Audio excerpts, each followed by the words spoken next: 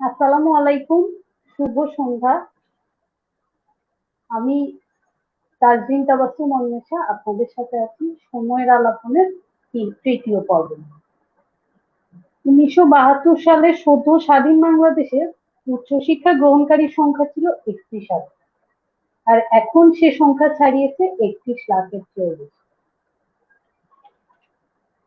এই আজকে আমাদের সময়ের আলাপনের তৃতীয় পর্বের বিষয়বস্তু নির্ধারিত হয়েছে উচ্চশিক্ষার স্বপ্ন, স্বপ্ন ছোঁয়ার গল্প। এই বিষয়টি নিয়ে আমরা আজকে আলাপ করব এমন দুজন মানুষের সাথে যারা শিক্ষার অত্যন্ত উচ্চ একটা পর্যায়ে পার করেছে। তাদের থেকে আমরা জানবো শিক্ষার এই পর্যায়ে যেতে হলে আমাদেরকে কি করতে হবে বা আমরা কি করতে পারি। আপনারা যারা প্রথমবারের মতো আমাদের এই পর্বটি দেখছেন তাদেরকে আমি একবার মনে করিয়ে দিই, আমরা লাইভে আছি সময়ের আলাপনের ফেসবুক পেজ থেকে। এটি আমাদের তৃতীয় পর্ব। আগের পর্বগুলো যারা দেখেছেন তারা অবশ্যই জানেন, আর যারা জানেন না তাদেরকে আমি আরেকবার মনে করিয়ে দিব, আমাদের এই অনুষ্ঠানটি ট্যাগলাইন হচ্ছে নিজেকে বদল, ভাগ্য নিজেই বদলে যায়। তৃতীয় পর্বের বিষয়বস্তু নির্ধারিত হয়েছে উচ্চশিক্ষার স্বপ্ন, স্বপ্ন ছোঁয়ার গল্প। এই বিষয় নিয়ে কথা বলার জন্য আমাদের সাথে দুজন আমন্ত্রিত অতিথি আছে এবং পুরো পর্ব জুড়ে আপনার সাথে থাকবো আমি তাজরিন তাবাসসুম অন্বেষা। আমি খুব বেশি কথা না বলে আমাদের আমন্ত্রিত অতিথিদেরকে স্ক্রিনে নিয়ে আসবো, কারণ প্রতিটি মানুষের জীবনেই একটি গল্প থাকে, অসাধারণ গল্প থেকে। আমরা ওনাদের জীবনে সেই অসাধারণ গল্পটি শোনার চেষ্টা করবো, জানার চেষ্টা করবো, এবং আমি আশা করি খুব সুন্দর একটি পর্ব হবে। যারা এই মুহূর্তে আমাকে দেখছেন সময়ের আলোচনা ফেসবুক পেজ থেকে লাইভে, তাদের সবার কাছে আমার রিকোয়েস্ট থাকবে প্লিজ আপনারা লাইভটি যার যার টাইম লাইনে শেয়ার করবেন এবং সবার কাছে এই স্বপ্ন, উচ্চশিক্ষার এই স্বপ্ন এবং স্বপ্ন ছোঁয়ার গল্পগুলো পৌঁছে দিবে। এই গল্পগুলো যে বা যিনি আমাদের সাথে শেয়ার করবেন তাদেরকে আমি এখন স্ক্রিনে নিয়ে আসবো। আমি অলরেডি অনেক কমেন্ট পাচ্ছি, ধন্যবাদ। আমি ওনাদেরকে স্ক্রিনে আনার আগে একবার ছোট করে আমার এই ধন্যবাদ এবং কৃতজ্ঞতা পৌঁছে দিব আমার দর্শকদের কাছে। গত দুটি পর্বে আপনারা আমাকে অনেক সাপোর্ট করেছেন এবং আমি আশা করি আজকেও সেভাবেই সাপোর্ট করবো। আমি আমার প্রথম আমন্ত্রিত অতিথিকে স্ক্রিনে নিয়ে আসছি। আমাদের আজকে প্রথম আমন্ত্রিত অতিথি হচ্ছেন ডক্টর মোহাম্মদ কামাল উদ্দিন, অধ্যাপক, আন্তর্জাতিক সম্পর্ক বিভাগ, চট্টগ্রাম বিশ্ববিদ্যালয়। ওনার পরিচয় যদি আমি দিতে চাই তাহলে অনেক পরিচয় দিতে পারবো, অনেক পরিচয় দেওয়ার মতো আছে, আবার হয়তো ওনার কোনো পরিচয় দেওয়া লাগবে না। যারা এই মুহূর্তে আমাকে এবং ওনাকে স্ক্রিনে দেখছেন ওনাকে সবাই চিনে, ওনার কোনো পরিচয় আমি মনে করি দেওয়ার কোনো দরকার নেই। তারপরও আমি একটু ছোট্ট করে বলতে চাই, ডক্টর মোহাম্মদ কামাল উদ্দিন উচ্চতর মাস্টার্স করেছে সুইজারল্যান্ডের ইউনিভার্সিটি অফ জুরিখ থেকে, আমরা সবাই জানি। উনি পিএইচডি ডিগ্রি অর্জন করেছেন সিটি ইউনিভার্সিটি অফ হংকং এর এশিয়ান অ্যান্ড ইন্টারন্যাশনাল স্টাডিজ বিভাগ থেকে। ওনার আরো অনেক পরিচয় আছে, আমি ছোট্ট করে যদি একটু বলি তার আগে আমি অবশ্যই স্যারকে একটু স্বাগত জানাবো এবং ধন্যবাদ এবং কৃতজ্ঞতা জানাবো আমাদের সাথে সময় দেওয়ার জন্য। স্যার আসসালামু আলাইকুম। ওয়ালাইকুম আসসালাম। আপনাকে অসংখ্য ধন্যবাদ এবং কৃতজ্ঞতা আমাদের এই ব্যস্ত সময়ের মধ্যে আমাদেরকে একটু সময় দেওয়ার জন্য। সময়ের আলাপনকেও ধন্যবাদ ও কৃতজ্ঞতা আমাকে আজকে আপনাদের সাথে আমার গল্প শেয়ার করার জন্য, সুযোগ করে দেওয়ার জন্য। ধন্যবাদ। আমি পরবর্তী অতিথিকে একটু আমাদের স্ক্রিনে নিয়ে আসার চেষ্টা করব। আমাদের পরবর্তী অতিথি ডক্টর মোহাম্মদ সাইফুল ইসলাম, সহকারী অধ্যাপক, আইন বিভাগ, International Islamic University of Chittagong. ওনাকেও হয়তো অনেকেই চিনেন, আমরা যারা এলাকার মানুষ তারা সবাই ওনাকে চিনি। তারপরে একবার ছোট্ট করে ওনার দুই একটা পরিচয় আমি বলে দিতে চাই। উনি কাবির পরীক্ষায় ফার্স্ট ক্লাস ফার্স্ট পেয়েছেন over the country among all group. উনি পিএইচডি করেছেন ল অ্যান্ড ইকোনমিক্সে from Beijing institute of technology, এবং ওনার একটি পিএইচডি ডিসার্টেশন আছে যেটি হচ্ছে জুডিশিয়াল ইন্ডিপেন্ডেন্স অ্যান্ড করাপশনের উপর, এবং ওনার আরো অনেক রিসার্চ আর্টিকেল বিভিন্ন জায়গায় প্রকাশিত হয়েছে। আমরা ওনার গল্পগুলো ছোট্ট করে ওনার থেকেই শুনবো, দুইজনের কাছ থেকেই অনেক গল্প শুনবো। স্যার আসসালামু আলাইকুম, স্বাগত এবং ধন্যবাদ আমাদেরকে সময় দেওয়ার জন্য। ওয়ালাইকুম আসসালাম রহমতুল্লাহ বারাকাত। সময়ের আলাপনকে অনেক অনেক শুভেচ্ছা এবং ধন্যবাদ যে আজকের এই সুন্দর আয়োজনে আমাকে সংযুক্ত করবার জন্য, বিশেষ করে ডক্টর কামাল উদ্দিন স্যারের সাথে একই প্রোগ্রামে আসার সুযোগ হয়েছে, এটা আমার জন্য অনেক সৌভাগ্যের। আমি শিহরিত এবং একইভাবে রোমাঞ্চিত। ধন্যবাদ আপনাকে। আমিও অত্যন্ত ধন্যবাদ জানাচ্ছি আপনাদের দুইজনকে। আমি নিজেও অত্যন্ত কৃতজ্ঞ যে আপনাদের সাথে আমি এই স্ক্রিনটা শেয়ার করতে পারছি এবং আপনাদের কাছ থেকে আজকে অনেক গল্প শুনতে পারবো ইনশাল্লাহ। যারা এই মুহূর্তে আমাকে দেখছেন তাদেরকে আমি আরেকবার মনে করিয়ে দিব, আমরা আছি সময়ের আলাপন ফেসবুক পেজ থেকে লাইভে। যারা দেখছেন লাইভটি দয়া করে শেয়ার করবেন। আমি খুব বেশি কথা না বাড়িয়ে অতিথিদের কাছে চলে যাব। ছোট্ট ছোট্ট করে অতিথিদের কাছ থেকে অনেক জীবনের গল্প শুনবো।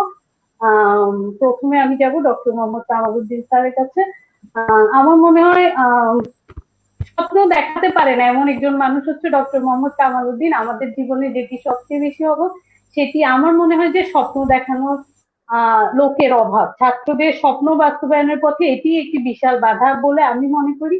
একজন শিক্ষক আমাদেরকে বছরের পর বছর পড়িয়ে যান, কিন্তু উনি ক্লাসে কখনোই কি আমাদেরকে বলেন যে তুমি কোন বিষয়ে গবেষণা করতে চাও, কিংবা তুমি কি পিএইচডি করতে চাও, তাহলে তুমি কোন বিষয়ে পিএইচডি করতে চাও, এরকম একটা স্বপ্ন আমাদেরকে কখনো হয়তো আমাদের স্যাররা দেখাননি। কিন্তু উনি এরকম একজন শিক্ষক যে ওনার ছাত্ররা ভাগ্যবান বা ভাগ্যবতী যে এই স্বপ্নটা ওনার কাছ থেকে দেখতে পারেন। আমি স্যারের কাছে প্রথমে যাব, খুব ছোটবেলা থেকে শুরু করব, দুইজনেরই একটু ছোটবেলার কথা শুনবো। স্যার প্রথমে একটু বলবেন যে ছোটবেলায় সবচেয়ে মধুর কোন স্মৃতি বা অম্লান কোন স্মৃতি যদি থাকে। ধন্যবাদ তাজরিন তাবাসসুম অন্বেষাকে আজকে আমাদের যে সময়ের আলাপনে আমাদেরকে উপস্থিত করে আমাদের জীবনের গল্প শেয়ার করার জন্য সুযোগ করে দেওয়ার জন্য।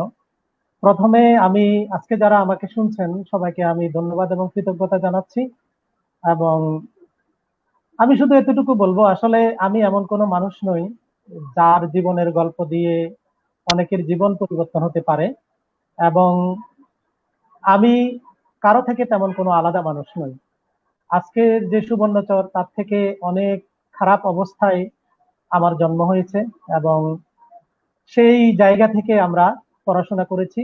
এবং আমি মনে করি যে সুবর্ণচরের যে জায়গাতে আমরা বড় হয়েছি সেটি আমাদের ভাগ্যকে আরো বেশি আহ সুযোগ করে দিয়েছে আমাদের আজকের এই অবস্থানে আসার জন্য।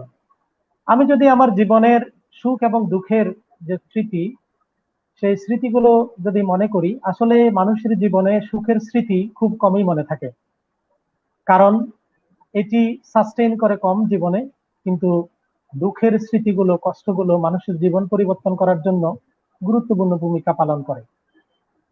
আমি শুরু করতে চাই আমার জীবনের দুঃখের সময় দিয়ে। আমি যে জায়গাতে বড় হয়েছি সেখানে মানুষকে উপবাস থাকতে দেখেছি, মানুষের কষ্ট দেখেছি, এবং নিজের পরিবারেও অনেক কষ্ট দেখেছি।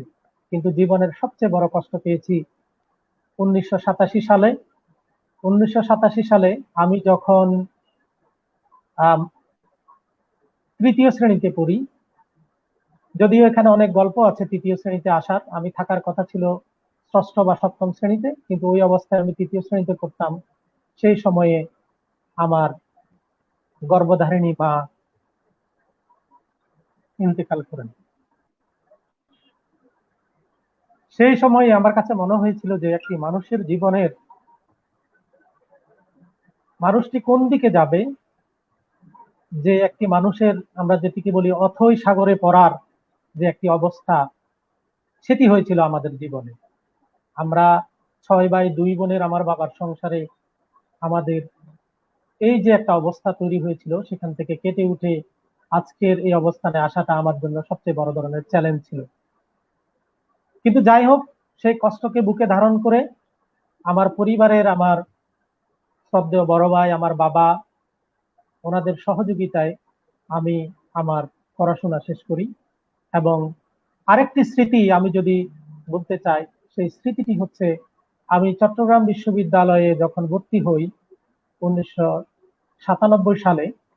ভর্তির পরে আমাদের ক্লাস শুরু হওয়ার পরে আমি বিশ্ববিদ্যালয়ের ছাত্র হিসেবে বাড়িতে যাওয়ার পূর্বেই আমি চট্টগ্রাম বিশ্ববিদ্যালয়ের একটি শাটল ট্রেন দুর্ঘটনায় মারাত্মকভাবে আহত হই। আমার বাড়িতে খবর যায় যে আমি মৃত্যুবরণ করেছি। আমার লাশ নিয়ে যাওয়ার জন্য এসেছিল আমার পরিবারের সদস্যরা।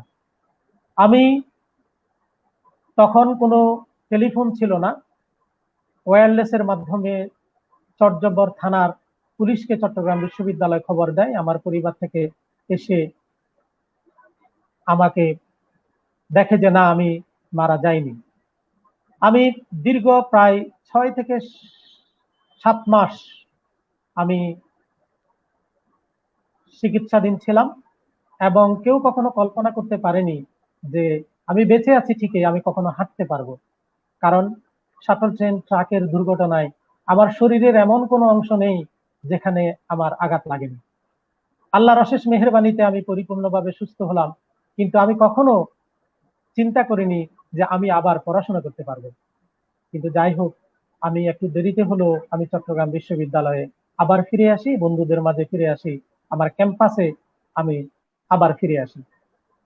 এই যে দুটি অ্যাক্সিডেন্ট, এই দুটি অ্যাক্সিডেন্ট থেকে আমি মনে করি যে আমি জীবনে অনেক কিছু শিখছি। আমি আজকের যে তারা তরুণ, তাদেরকে বলবো, আমরা সুখ থেকে, দুঃখ থেকে শিখি। যেই মানুষের জীবনে যত বেশি অ্যাক্সিডেন্ট আছে, সে তত বেশি যদি নিজেকে সেই অ্যাক্সিডেন্ট মোকাবেলা করতে পারে, তাহলে জীবনে তার আর কখনো পিছপা হতে হবে না। এরপরে যদি আমি সুখের যদি একটি কথা যদি বলি, আমি কখনো কল্পনাও করিনি এই ধরনের দুর্ঘটনা কবলিত হয়ে বিশ্ববিদ্যালয়ে একজন প্রথম দিকের ইরেগুলার ছাত্র হিসেবে স্বাস্থ্যগত কারণে আমি কখনো বিশ্ববিদ্যালয়ে ভালো ফলাফল করতে পারবো। কিন্তু আপনাদের সকলের দোয়ায়, সুবর্ণচরের মানুষের দোয়ায় আমি চট্টগ্রাম বিশ্ববিদ্যালয়ে রাজনীতি বিজ্ঞান বিভাগ থেকে প্রথম শ্রেণীতে প্রথম হয়ে স্নাতক অর্জন করি।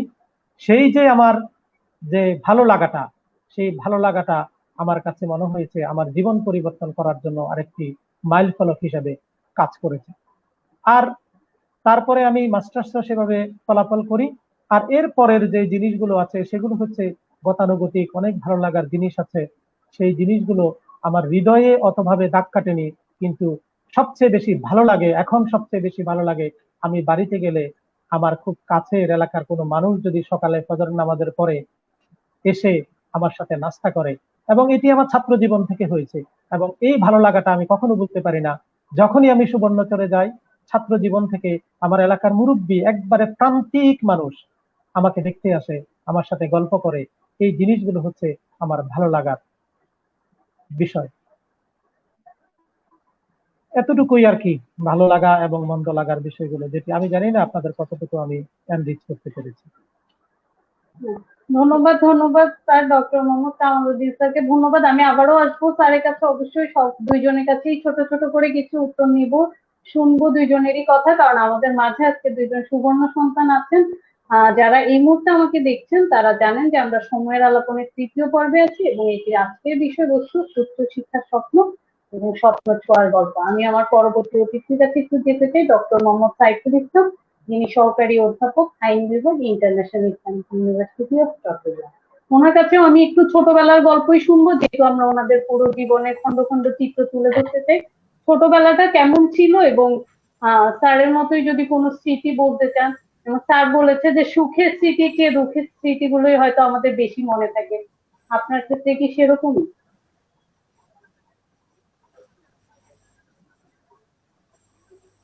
হ্যাঁ, ধন্যবাদ সময় আলাপনকে এই সুন্দর আয়োজনে আমাকে সংযুক্ত করবার জন্য।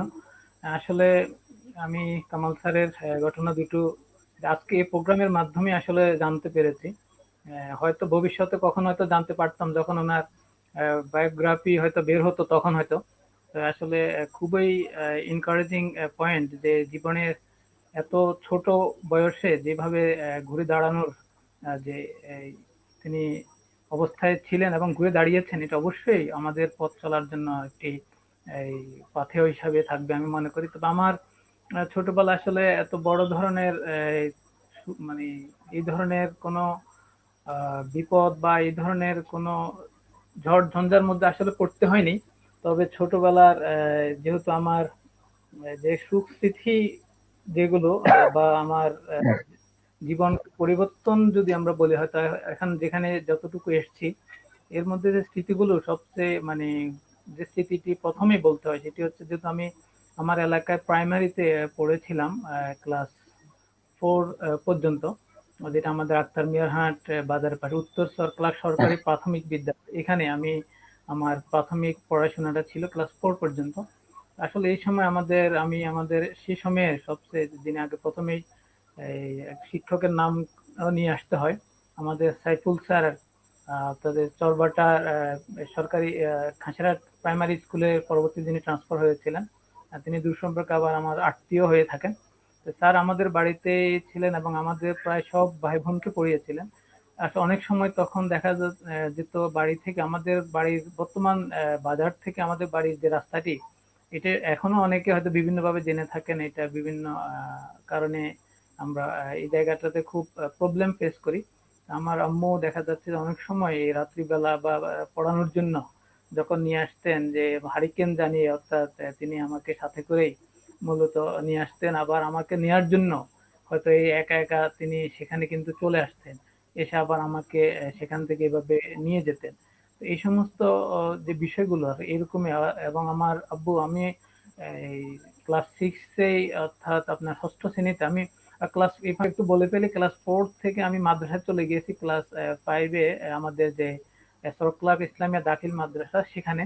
এবং এখানে একটি সুন্দর ঘটনা আছে, যেটি হচ্ছে আসলে স্কুলে স্যাররা আমাকে এত বেশি স্নেহ করতেন, বা তারা আমাকে এখান থেকে স্কুল ছাড়তে কোনোভাবেই চাননি। এবং আমার আব্বুর সাথে শিক্ষকদের সম্পর্কটা এমন ছিল যে আব্বু ক্লাস ফাইভ শেষ করে এখান থেকে নিতেও পারছেন না। তো আমার দাদা ছিলেন, আল্লাহ আমার দাদাকে জান্নাত নসিব করুক, আলহাজ আব্দুল আলী মোল্লা। তিনি একটু চেয়েছেন যে ওনার নাতি মাদ্রাসায় পড়ুক। এবং এখানে যেহেতু আব্বু মাদ্রাসা শিক্ষক, মাদ্রাসায় পড়াশোনা করেছেন, দাদার অ্যাম্বিশন ছিল। তো কিন্তু শিক্ষকদের সাথে সম্পর্কের কারণে আব্বু নিতে পারছেন না। পরে দাদাই আমাকে ক্লাস ফোর থেকে, অর্থাৎ এখানে আমি ফাইভ শেষ করিনি প্রাইমারি স্কুলে, আমাকে প্রাইমারি থেকে নিয়ে মাদ্রাসায় ভর্তি করে দিয়েছেন ক্লাস ফোরে আবার। অর্থাৎ ফোর শেষ করে গিয়ে আবার আমি সেখানে মাদ্রাসায় ফোর পড়েছি। এবং সরকার ইসলামে দাখিল মাদ্রাসা আমি দুটো ক্লাস পড়েছি, ক্লাস ফোর এবং ক্লাস ফাইভ। ফাইভে আমি সেখানে তখন মাদ্রাসায়, অর্থাৎ উপজেলা ভিত্তিক বৃত্তি থাকতো, এই বৃত্তিও পেয়েছিলাম সরকারি থানায় পর্যায়ে। ক্লাস ফাইভ থেকে আমি চলে, তো সুখ স্মৃতি বলতে এটি আসলে। এবং ক্লাস সিক্সে আমি ফেনী ফালাহিয়া মাদ্রাসায় চলে আসি।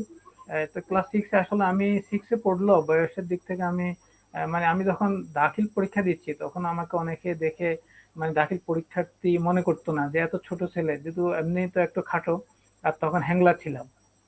তো সব মিলিয়ে ক্লাস সিক্সে, অর্থাৎ 1996 সালে আমি ক্লাস সিক্সে পড়ি। তখন আমাকে ফেনী, তার মানে আমাদের বাড়ি থেকে তখন যোগাযোগ ব্যবস্থা তো অনেক বেশি। ফেনীতে আমাকে আমার আব্বু প্রায় প্রতি সপ্তাহে, তিনি শানবাগ থাকতেন, সে প্রতি সপ্তাহে গিয়ে গিয়ে দেখে আসতেন। বিকালবেলা বিভিন্ন যে ফল ফ্রুট নিয়ে, অর্থাৎ এই যে পিতা এবং মাতার যে তত্ত্বাবধানটা আসলে ছোটবেলায় পেয়েছি, এটি আমার আসলে জীবনের অন্যতম একটা মোটিভেশন হিসাবে আমি মনে করি কাজ করছে। এতটুকু আর কি আপাতত। ধন্যবাদ, ইনশাল্লাহ। ধন্যবাদ স্যার। আবার আসবো আমরা, দুইজনের কাছেই আবার আসবো অবশ্যই। ডক্টর মোহাম্মদ সাইফুল ইসলাম স্যারকে ধন্যবাদ। আমি অনেক কমেন্ট পাচ্ছি, আমি আসলে প্রথমেই দুঃখ প্রকাশ করব, আমি সবার কমেন্ট করতে পারবো না, কিন্তু আমি সবাই দেখছি। দুইজন স্যারকে সালাম এবং শুভকামনা জানিয়েছেন অনেকে, আমি সবার সালাম পেয়েছি, ধন্যবাদ। একটি দুটি কমেন্ট যদি আমি নিতে পারি। শাহিন সিরাজ লিখেছেন, শ্রদ্ধেয় কামাল ভাই এবং ছোট ভাই সাইফুলের জন্য শুভেচ্ছা। চাঁদপুরে বসে গুরুত্বপূর্ণ আলোচনা শুনে আমার ইচ্ছে উচ্চশিক্ষার্থী হোক গৌরব। জীবনের অনেক বড় স্বপ্ন বাস্তবায়িত হয়েছে, আশা করি একদিন পিএইচডি স্বপ্ন পূরণ হবে ইনশাল্লাহ। আমি দেখছি অনেকেই আমাদেরকে দেখছেন, আমি সবার প্রশ্ন বা যদি কোনো প্রশ্ন থাকে আমি অবশ্যই স্যারদের কাছে পৌঁছে দেওয়ার চেষ্টা করব। যারা শুভকামনা জানিয়েছেন তাদের সবাইকে ধন্যবাদ দিব।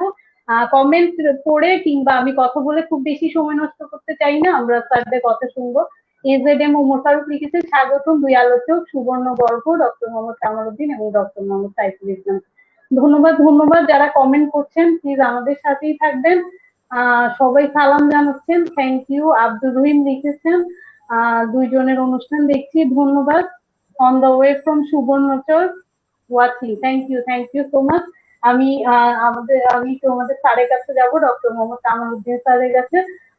আমরা সবাই জানি যে sir Queensland university of science and টেকনোলজির অধীনে পোস্ট ডক্টরাল রিসার্চের জন্য 2007 সালে ইয়ং রিসার্চার্স অ্যাওয়ার্ড পান এবং তিনি 3বার আউটস্ট্যান্ডিং রিসার্চ অ্যাওয়ার্ড পেয়েছেন এবং উনি 2019 সালে ইন্দোনেশিয়ার জেনবার ইউনিভার্সিটি থেকে হিউম্যান রাইটস অ্যাওয়ার্ড পেয়েছেন, যেটি মানবাধিকার বিষয়ে গবেষণা করার জন্য। এবং অসংখ্য আন্তর্জাতিক সেমিনারে উনি অংশগ্রহণ করেছেন। উনি নিয়মিত জাতীয় দৈনিকগুলোতে লেখালেখি করেন, আমরা পড়ি। কিন্তু আমার প্রশ্নটি হলো, এই পর্যায়ে যাওয়ার জন্য ছোটবেলার পড়াশোনাটা আসলে কিরকম ছিল? ছোটবেলার শিক্ষাটা কিভাবে হেল্প করেছে? আমরা যারা শহরে পড়াশোনা করেছি তাদের পড়াশোনার পথটা তো আমার মনে হয় অনেক সহজ ছিল। আপনাদের পড়াশোনার চেষ্টাটা বা পড়াশোনার প্রচেষ্টাটা কেমন ছিল, বা সহায়ক ছিল কিনা? ধন্যবাদ। এই ধরনের একটি প্রশ্নের জন্যই আমি আসলে অপেক্ষা করছিলাম, কারণ এটি হচ্ছে যে আমাদের জীবনকে আজকের এই জায়গায় নিয়ে আসার সবচেয়ে মূল যে জায়গাটা, সেটি হচ্ছে এরকম। আমি যদি আমার পড়াশোনা বা ছোটকালের পড়াশোনাগুলো যদি একটু শেয়ার করি, অনেকের কাছে সাথে মিলবে না, বিশেষ করে আমাদের ডক্টর মোহাম্মদ সাইফুল ইসলামের সাথে মিলবে না, এবং আজকের প্রজন্মের সাথে না মিলার সম্ভাবনাই বেশি। আমি আসলে 4টি প্রাথমিক বিদ্যালয় পড়ে পঞ্চম শ্রেণী পাশ করতে পারিনি।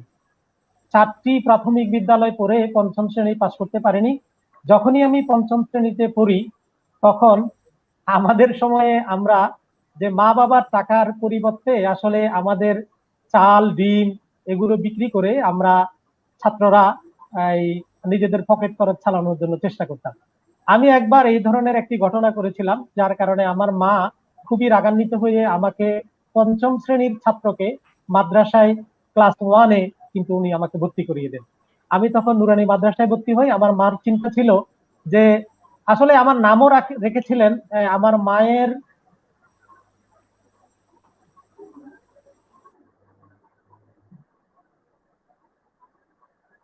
খুবই আগ্রহে, কারণ আমার মা একটু ধর্মকে বেশি উপরের মাওলানা কামাল সিদ্দিকীকে এনে আমাদের বাড়ির দরজায় আমার নাম কিন্তু রাখা হয়েছিল, এই আজকে আমার এই যে নাম কামাল।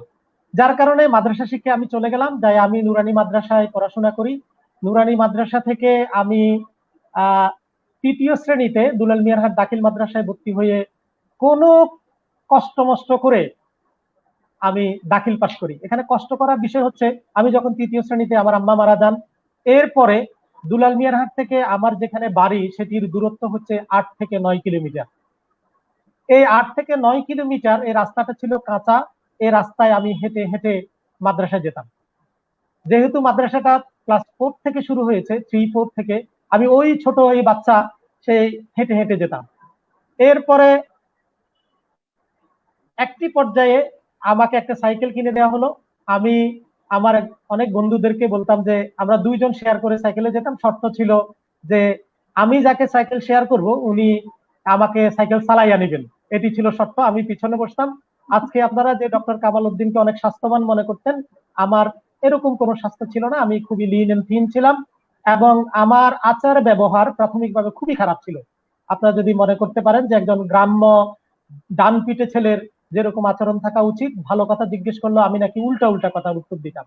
আজকে হয়তো আমাকে অনেকে বলে যে আমি অনেক ভদ্র, কিন্তু আমি সেই ছোটকালে হয়তো ওই ধরনের ছিলাম না।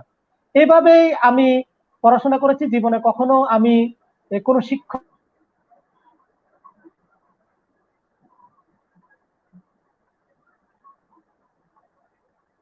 কাছে, যেটি হচ্ছে আজকে প্রাইভেট টিউটর, কোনো প্রাইভেট টিউটরের কাছে আমি কখনো পড়াশোনা করিনি। খেতে মাটির মেঝেতে পাটি বিছাইয়ে এবং পুকুর ঘাটের পাশে বিকাল বেলা পাটি বিছিয়ে আমি অধ্যয়ন করতাম, আমি পড়াশোনা করতাম। কখনো কারেন্ট ছিল না, আমরা সন্ধ্যার পরে হারিকেন দিয়ে আমরা পড়াশোনা করেছি। আমার মা বসে থাকতেন এবং আমার আব্বাও বসে থাকতেন, আমরা এভাবে পড়াশোনা করেছি। আমি আসলে কখনো কোনো ভালো ছাত্র ছিলাম না। আমি এই যে একটা মানুষের পরিপক্কতা, আমি যে 5 পর্যন্ত পড়ে বেশি বয়সে আমি যে পড়াশোনা শুরু করেছি, যার কারণে হয়তো আমার একটু ম্যাচুরিটি বেশি ছিল। হয়তো আমি দাখিল পাশ করি প্রথম বিভাগে, এবং এরপরে আমি নোয়াখালী কলেজে ভর্তি হই। কিন্তু সৈকত সরকারি কলেজ, যে আগে সৈকত কলেজ প্রতিষ্ঠা হওয়ার কারণে আমার একজন শ্রদ্ধেয় শিক্ষক মরহুম অধ্যাপক মিজানুর রহমান, উনি সোনাপুর কলেজের শিক্ষক ছিলেন, উনি আমাকে এক হিসেবে বাধ্য করেন যে সৈকত কলেজে চলে আসার জন্য। আমি সৈকত কলেজে মানবিক বিভাগ থেকে 1997 সালে প্রথম বিভাগে উত্তীর্ণ হই, এবং চট্টগ্রাম বিশ্ববিদ্যালয়ের আন্তর্জাতিক সম্পর্ক বিভাগে আমি রাজনীতি বিজ্ঞান বিভাগে পড়াশোনা করি। এর আগে আমি চট্টগ্রাম কলেজে অর্থনীতি বিভাগে কিন্তু পড়াশোনা করি। অর্থনীতি বিভাগে আমি পড়ার সময় চট্টগ্রাম কলেজে ম্যাথমেটিক্স আমার খুব ভয় লাগতো, কারণ আমি মানবিক বিভাগে পড়াশোনা করেছি, অর্থনীতির জটিল যে জিনিসগুলো, যার কারণে চট্টগ্রাম বিশ্ববিদ্যালয়ে ভর্তি পরীক্ষায় আমি অর্থনীতি পড়ার সুযোগ থাকার পরেও আমি রাজনীতি বিজ্ঞান বিভাগে অধ্যয়ন করি, এবং রাজনীতি বিজ্ঞান বিভাগ থেকে আমি অনার্স এবং মাস্টার্সে প্রথম শ্রেণী পেয়ে আজকের এই জায়গায় এসেছি। আমি যদি ওই সময়ের গল্পটা আপনাদেরকে যদি বলি, আমাকে তো কখনো আমার মা বাবা কেউ বলেনি তোমরা পড়ো, এটি আমার নিজের উপর অর্পিত ছিল। আমার দুই একজন শিক্ষক হয়তো আমাকে বলেছে, আমার মা বাবা আমাদেরকে মক্তবে যাওয়ার জন্য কিন্তু বেশি গুরুত্ব দিতেন। আমাদের যে মেইন স্ট্রিম পড়াশোনা, সেই মেইন স্ট্রিম পড়াশোনার প্রতি ওনাদের আমরা পড়তেছি এটাতে এনাফ, ওনারা মনে করছেন যে আমরা আমাদের দায়িত্ব সঠিকভাবে পালন করছি। আজকে যে আমাদের মা বাবারা অনেক সচেতন, সেইভাবে আমাদের মা বাবারা আমাদের খাওয়া দাওয়া নিয়ে, আমাদের জীবন জীবিকা নিয়ে সচেতন ছিলেন। আমাদের শিক্ষাটা পরিপূর্ণভাবে আমাদের উপর দায়িত্ব ছিল। আমি এখানে আরেকটু বলি যে জিনিসগুলো, সেটি হচ্ছে যে আমরা শিক্ষাটাকে অন্যভাবে আসলে এনজয় করেছি। আমাদের কোনো সামাজিক যে জীবন, আজকের যে শিক্ষার্থীরা যারা দোকানে বসে আড্ডা দেয়, আমরা কখনো দোকানে ঢুকতে পারতাম না, কারণ আমাদের মুরব্বীরা আমাদেরকে এইভাবে পছন্দ করতেন না। আমার যদি কখনো মুরব্বীদেরকে দেখতাম, আমরা দোকানের একটা পিছনের দরজা থাকতো, আমরা পিছনের দরজা দিয়ে বেরিয়ে যেতাম। আমাদের সময়ে ক্যারাম খেলাটা, ফুটবল খেলাটা একটা জঘন্য অপরাধ ছিল, যে জঘন্য অপরাধ। বাজারে যদি কেউ ক্যারাম খেলতো, ফুটবল খেলতো, বখাটে ছেলে মনে করতো। আমরা সেই জন্য রাতে, অনেক সময় চাঁদনি রাতে আমি ফুটবল খেলেছি, সেটি আবার এখনো মনে পড়ে।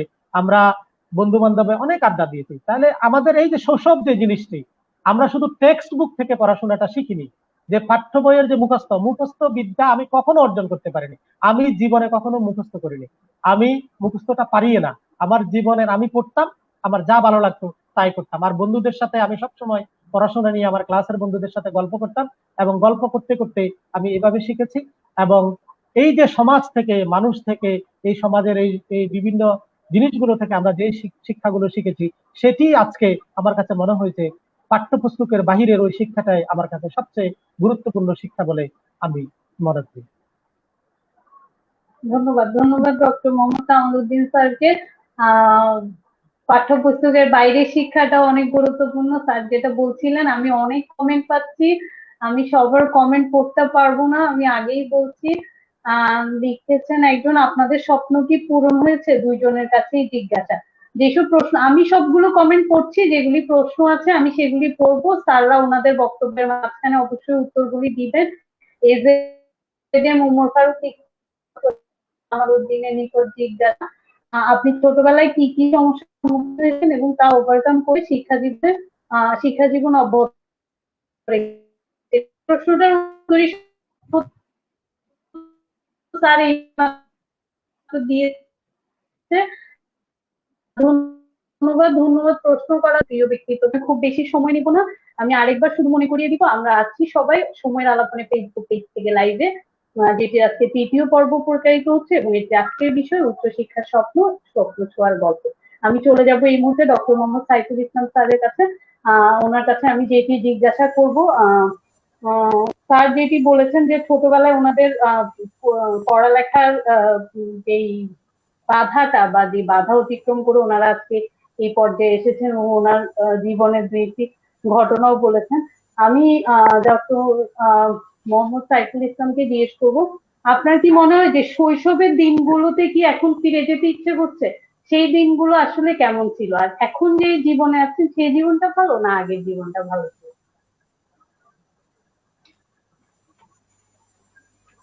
ধন্যবাদ।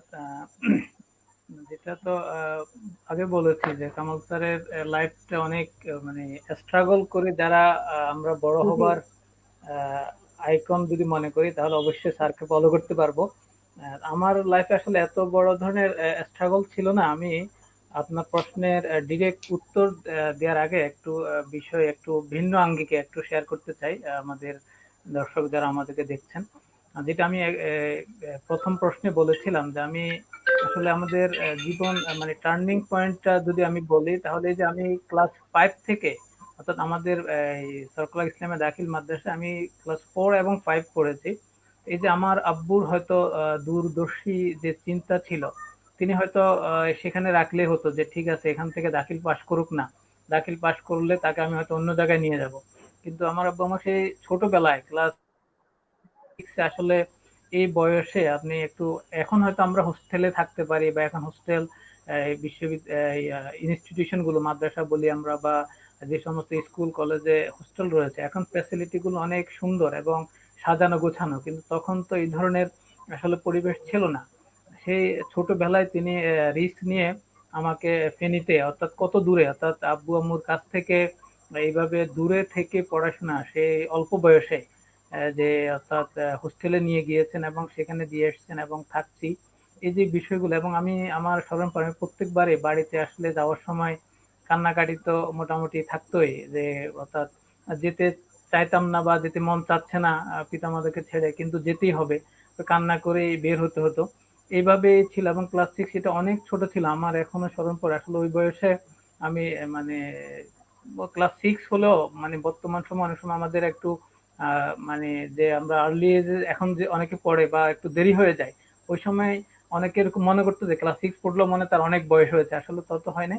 আমার এখনো স্মরণ পড়ে তখন ক্লাস সিক্সে আমাকে যখন আমার আব্বু নিয়ে ভর্তি করিয়েছে সে মাদ্রাসায়, ফেনী পালাহি মাদ্রাসা, এটা আপনারা জানেন, অর্থাৎ চিটং ডিভিশন, এটা একটা সবচেয়ে ভালো মাদ্রাসা হিসেবে ধরা হয়। সেখানে আমার সে বন্ধু, এখন সে একটি পূবালী ব্যাংকে আছে ফেনীতে একটা ব্রাঞ্চে। সে তখন, তার নাম আব্দুল্লাল মামুন, সে ক্লাসে ফার্স্ট বয় ছিল। একবারে তখন সে আমাকে বলতেছে, তখনই বলছে বন্ধু আসো আমার সাথে বসো। অর্থাৎ মানে সে আমাকে, যেহেতু বাইরে থেকে এসেছি অনেক দূর থেকে, তারা ফেনীর স্টুডেন্ট, সেখানে তাদের বাসা, আমি সে শুধু কোথায় নোয়াখালীর একটি চরাঞ্চল থেকে এসেছি। সে আমাকে নিয়েছে এবং হোস্টেলে ছিলাম। হোস্টেলের দিনগুলো আসলে যখনই বাড়ি থেকে যেতাম প্রতি বন্ধের পরে মোটামুটি প্রথম দুই একদিন বিছানায় শুয়ে শুয়ে কান্না করাই ছিল, মানে ক্লাসের বাহিরের সময়টায় মূলত শুয়ে শুয়ে কান্না করতাম। এবং বাড়ির জন্য পড়ার, তখন তো এইভাবে মোবাইল ফোন ছিল না যে আসলে যোগাযোগ করা যে ভালো আছি না খারাপ আছি, সেগুলো আসলে কোনো সুযোগ ছিল না। যে আব্বু সপ্তাহে যেত, হয়তো সেটিই ছিল একমাত্র উপায়। আর এটি যে অর্থাৎ জীবনের পরিবর্তনের জন্য, অর্থাৎ যে পিতামাতার যে ভিশনটা, ভিশনারি চিন্তা, এটা একটা গুরুত্বপূর্ণ আমি মনে করি। আমাকে যদি এলাকায় রাখলে হয়তো আমি এরকম নাও আসতে পারতাম, জানি না, হয়তো আল্লাহ ভালো জানে। তারপর দ্বিতীয় হচ্ছে আবার দাখিল পাশ করার পরেও আমি আবার ফেনী ছেড়ে গিয়েছি। সেখানেও আমাকে আমার মাদ্রাসার বর্তমান প্রিন্সিপাল যিনি ফারুক আহমেদ, তিনি অনেক স্নেহ করতেন, তখন তিনি ভাইস প্রিন্সিপাল ছিলেন। এবং এত মানে একজন শিক্ষক একজন ছাত্রদেরকে এইভাবে পড়াতে পারেন বা মানে ব্যক্তিগত পর্যায়ে এসে অনেক স্নেহ করে পড়াতেন। এবং সেখানে আমি আসলে সেলফিশ আচরণ করেছি। সেখানে আমার আব্বু আসলে নীরবে ছিলেন, মানে প্রিন্সিপাল যেতে দিচ্ছেন না, সুতরাং আব্বু কিছু বলতে পারছেন না। একইভাবে ওই যে স্কুল থেকে আব্বু মাদ্রাসা নিতে পারেন নাই, সেখানে একইভাবে এখান থেকে নিতে পারবেন না, কিন্তু আমি ডিসাইড করেছি যে না, আমি ঢাকায় চলে যাব, তামিল মিল্লাত মাদ্রাসায় পড়বো। এবং পরবর্তীতে হয়তো শিক্ষক হয়তো মনে কষ্ট পেয়েছিলেন কিনা জানি না। যাই হোক, এখন উনি স্নেহ করেন বা ভালোবাসা দিয়ে রাখেন। ওই অধ্যক্ষের সাথে আমার কয়েকদিন আগেও দেখা হয়েছে। তো সেখান থেকে আবার আমি যে ঢাকা চলে গিয়েছি, অর্থাৎ একটা ভিন্ন পরিবেশে যাওয়ার কারণে বা একটা ভালো প্রতিষ্ঠানে গিয়ে হয়তো নতুন একটি পরিবেশ, একটা উন্নত পরিবেশ বা অনেক মেধাবী ছাত্রদের সাথে যখন উঠা বসা, তাদের বিষয়গুলো দেখা হয়, তখন নিজের মধ্যে আসলে একটা অবস্থা পরিবর্তনের একটা আশা জায়গা তৈরি হয়। এবং তাদেরকে দিয়ে যে তারা কিভাবে পরিশ্রম করছে, কিভাবে পড়াশোনা করছে, এই বিষয়গুলো দেখে নিজেদেরকে চেঞ্জ করার চেষ্টা করেছি। এবং আহ, কামাল স্যার যেটি বলেছেন তা ওনার রেফারেন্স দিয়ে আমি বলতে, আসলে আমাদের জীবনে যেমন তখন সোনাপুর থেকে আক্তার মিয়ারহাট এই জায়গাটা, আমি একটা স্মৃতি একটু বলি। একবার সেখান থেকে সোনাপুর থেকে আক্তার মিয়ারহাট, এখানে তখন মনে হয় বাস চলতো না, কিভাবে অনেকে হেঁটে আসতেন বা অনেকে বিভিন্ন যেতেন। আমার স্মরণ পড়ে আমার ফুফাতো ভাই, তাদের ট্রাক্টর ছিল, তারা ওই যে ধান নিয়ে এগুলো এই ধরনের আর কি, ট্রলি যেটাকে হয়তো আমরা বলি। তো আমার এখন মনে আছে একবার আব্বু ওখানে ওরা সোনাপুর যাবে মনে হয় এদিকে কোথায়, আমাকে ওই গাড়ির মধ্যে তুলে দিয়েছেন যে সোনাপুর যাবে। কিন্তু আমার এখনো মনে হচ্ছে মানে বড়ই তোলার পরে, অর্থাৎ কেরামতপুর বাজারের আগে, এই রাস্তাটা তখন ভয়াবহ ছিল খুবই, মানে হাঁটু বা কোমর পরিমাণ কাদাও ছিল বর্ষাকালে। এবং একদিন সেখানে এই ট্রাক্টরটা সম্ভবত উল্টে গিয়েছে বা হয়ে গেছে, এবং আমিও পড়ে গেছি। আমার এখনো মনে, সাদা পাঞ্জাবি পায়জামা ছিল, সব কর্দমাক্ত হয়ে মোটামুটি এরপরে এগুলোকে আবার সেখান থেকে ধুয়ে ধুয়ে নিয়ে মোটামুটি আবার বাড়িতে আর ফেরা হয় নাই, অর্থাৎ সামনের দিকেই চলে যেতে হয়েছে আর কি। অর্থাৎ যে ফেনীর উদ্দেশ্যে বের হয়েছি এবং সেখানে পৌঁছাতে হয়েছে। এবং একইভাবে আমার ক্লাস 7 এবং 8 এ সম্ভবত আরেকটি খুবই মানে স্মরণীয় ঘটনা, সেটি হচ্ছে তখন এই যে এখন সুগন্ধা এবং বনফুল দুটি বাস আছে সম্ভবত, এখন সুগন্ধা আছে বনফুল নেই, তখন বনফুল সম্ভবত নতুন বের হয়েছে। তা আব্বু বা তখন মনে হয় আমাকে সোনাপুর থেকে একটা গাড়িতে উঠিয়ে দিয়েছেন। তখন সোনাপুরে এসে শোনা গিয়েছে যে সুগন্ধা বনফুলের মধ্যে কনফ্লিক্ট হচ্ছে, গাড়ি হয়তো নাও যেতে পারে। তারপর আব্বু গাড়িতে আমাকে উঠাই দিয়েছেন যেহেতু মাদ্রাসা খোলা যেতে হবে। আহ, আহ, তখন এবং ওই হেল্পারকে বলে দিয়েছেন একটু সুন্দর করে নামিয়ে দেওয়ার জন্য। ওরা বলেছে ঠিক আছে গাড়ি চললে নামিয়ে দেবে, কিন্তু এই যে গাড়ি যে চলবে না এই যে একটা অনিশ্চয়তা কিন্তু ছিল। কিন্তু তারপরে এই যে আমাকে 7 এবং এই অষ্টম এই বয়সে কিন্তু আমার আব্বু কিন্তু আমাকে ছেড়ে দিয়েছেন যে আমাকে গাড়িতে করে আমি ফেনীতে চলে যাব, বা আমাকে ফেরত নিয়ে আসেন নাই যে যেহেতু গাড়ি চলবে না তাহলে তুমি চলে আসো, যে আবার পরে দিয়েছেন। এবং দেখা যাচ্ছে চৌমুহনী গিয়ে আর বাস কিন্তু যাচ্ছে না, এবং সেখানে সেখানে অফ হয়েছিল। এখন আমি ছোট বয়সে মাগরিবের পর হয়ে গিয়েছে, আমি তো ওখান থেকে তখন আমি মাত্র, অন্য যাত্রীরা নেমে গিয়েছেন আমাকে নিয়ে ওখানে। এখন অফিস ছিল তাদের মনে হয় একটা অফিস, আমার এখনো স্মরণ পড়ে একবার শুভ্র দাড়ি এবং পাঞ্জাবি পরা টুপি পরে একজন ব্যক্তি ছিলেন, তিনি হয়তো মনে হয় কোনো গাড়ির মালিক হবেন। ওনার অফিস নিয়ে বসানো হলো, বলছে যে ছেলেটা তো ফেনী যাবে এখন। তখন আমাকে বুঝিয়ে বলা হলো যে তুমি গাড়ি তো চলছে না, তুমি যেতে হবে না, তুমি থাকো, তোমাকে রাখার ব্যবস্থা আমরা করব, তোমাকে পরে আমরা পাঠিয়ে দিব। আমি কান্নাকাটি শুরু করেছি বা এই ধরনের, আমি বলছি যে না আমি এখানে থাকবো না, আমাকে ওখানে যেতে হবে, আমি চলে যাবো, আমি এখানে থাকবো না, যেহেতু এখানে এই বয়সে কোথায় থাকবো বা তারা রাখবে, বা আসলে তখন বর্তমান পরিবেশ আমরা যদিও এরকম সিকিউর মনে না করি, কিন্তু তখন সে ধরনের সিচুয়েশন হয়তো ছিল না, বা তারা আমাকে যথেষ্ট আদর স্নেহ দিয়ে বলছিলেন রাখবে। কিন্তু আমি অনড়, আমি বলছি যে না আমি থাকবো না, চলে যাবো। পরবর্তীতে শেষ পর্যন্ত বাধ্য হয়ে ওই মালিক পক্ষ রাতে তখন প্রায় 9টা-10টায় একটা গাড়ি এবং আমাকে দিয়ে এবং ড্রাইভার হেল্পারদেরকে বলে দিয়েছে লক করে থাকবে এবং কোনো যাত্রী নেওয়া যাবে না। তাদের গাড়ি মানে সুগন্ধা বনফুলের মধ্যে ওদের আলোচনা করে ওরা মানে ডিসাইড করেছে যে কোথাও থামবে না, ডাইরেক্ট চৌমুহনী থেকে ডাইরেক্ট ট্রেনে গিয়ে ওকে নামায় দেওয়া হবে। এবং পরবর্তীতে সেটাই হয়েছে, যদিও পথে ওই ধরনের তারা নেয় নাই, তবে আমি একজন মানুষকে নিয়েছিলাম। কারণ সম্ভবত সেনবাগ বা এই ধরনের কোথাও আমি দেখছি যে আমার মাদ্রাসার এক ছোট ভাই সে দাঁড়িয়ে আছে এরকম, মানুষে যেতে পারেনি। পরে আমি ওদেরকে রিকোয়েস্ট করে তাকে আবার উঠাই নিয়ে পরবর্তীতে মানে চলে গিয়েছি। এই যে অর্থাৎ মানে পিতামাতার যে দূরদর্শী চিন্তা এবং তাদের যে শক্ত অবস্থান বা যে মানে এগিয়ে নিয়ে যাওয়ার জন্য, এগুলো আসলে আমাদের আহ, অনেক বেশি আমাদের জন্য গাইড হিসেবে কাজ করেছে, এবং এটি আমাদের জন্য মোটামুটি কম বেশি স্ট্রাগল আর ছোটখাটো ফিনান্সিয়াল স্ট্রাগল এগুলো বিভিন্ন সময় বিভিন্ন ভাবে ছিল, বিভিন্ন ভাবে করেছি, সেগুলো হয়তো সবকিছু বলতেও চাচ্ছি না, অনেক সময় বললেও সবার কাছে এটা আবার কারোর কাছে হাস্যকর মনে হতে পারে। কিন্তু স্ট্রাগল সবারই তো কম বেশি ছিল। তো আসলে সবকিছু মিলিয়ে ছোটবেলায় ফিরে যেতে ইচ্ছে সবারই করবে। ছোটবেলা যতই হোক সবাই ছোট থাকলে আদর করে স্নেহ করে, অনেক ফ্যাসিলিটি পায়, সুতরাং আমারও হয়তো ইচ্ছে করবে ছোটবেলায় ফিরে যেতে, কিন্তু হয়তো সেটি সম্ভব নয়। ধন্যবাদ, ধন্যবাদ ডক্টর যে মোহাম্মদ অনেকগুলো সাইফুল কথা ইসলাম বলে ফেললাম। স্যারকে। হ্যাঁ, ধন্যবাদ। আমি দুইজন থেকেই ছোট ছোট করে উত্তর নিব, কিন্তু আহ, আমি অনেক কমেন্ট পাচ্ছি, আমি আসলে ঠিক বুঝতে পারছি না আমি কয়টা কমেন্ট করতে পারবো। অনেক গুলো রিকোয়েস্ট এসেছে, আমি কয়েকটা প্রশ্ন পেয়েছি, আমি যদি দুই একটা প্রশ্ন পড়ি। যে সোহরাব হোসেন লিখেছেন ডক্টর কামাল স্যার এবং সাইফুল স্যারের ছোটবেলার স্বপ্ন কি ছিল এবং সেই স্বপ্ন কি পূরণ হয়েছে কিনা, এই প্রশ্নটার উত্তর হয়তো স্যাররা দিবেন। এরপর ডক্টর সাইফুল ইসলামের নিকট জিজ্ঞাসা, আপনি মাদ্রাসা ব্যাকগ্রাউন্ড থেকে ল পড়েছেন, কিভাবে ল পড়ায় উৎসাহী হলেন? ধন্যবাদ। ওনারা হয়তো এই প্রশ্নগুলোর উত্তর ওনাদের কথার মধ্যেই দিবেন। অনেকেই লিখেছেন, আমি একজন দুইজনের আক্তার মাহমুদ আক্তার দেখছেন, জসিমুদ্দিন। আচ্ছা, ধন্যবাদ সবাইকে যারা দেখছেন। আমি প্রশ্ন কমেন্ট করে সময় নষ্ট করবো না, আমি সবগুলো কমেন্ট করছি, দুই একটা প্রশ্ন স্যারদের কাছে পৌঁছে দেওয়ার চেষ্টা করছি। আমি ডক্টর মোহাম্মদ কামাল উদ্দিন স্যারের কাছে চলে যেতে চাই। মানুষের ইচ্ছেগুলো বা স্বপ্নগুলো তো সময়, বয়স, পরিবেশ, পরিস্থিতির সাথে প্রতিনিয়ত পরিবর্তিত হয়। স্যারের ছোটবেলার স্বপ্নটা আসলে কি ছিল? নিজে কি শিক্ষক হতে চেয়েছিলেন? ধন্যবাদ। আসলে আমি সম্ভবত একটি প্রশ্ন আমাদের আবু জাফর মোহাম্মদ ওমর ফারুক ভাই একটি প্রশ্ন করেছিলেন আমাকে, এবং আমাদের সৌরভ ভাইও আরেকটি প্রশ্ন করেছেন। যে যে প্রশ্নটি, এই দুটি প্রশ্নেরই উত্তর আমি আপনার এই প্রশ্নের মধ্যে দেওয়ার চেষ্টা করব।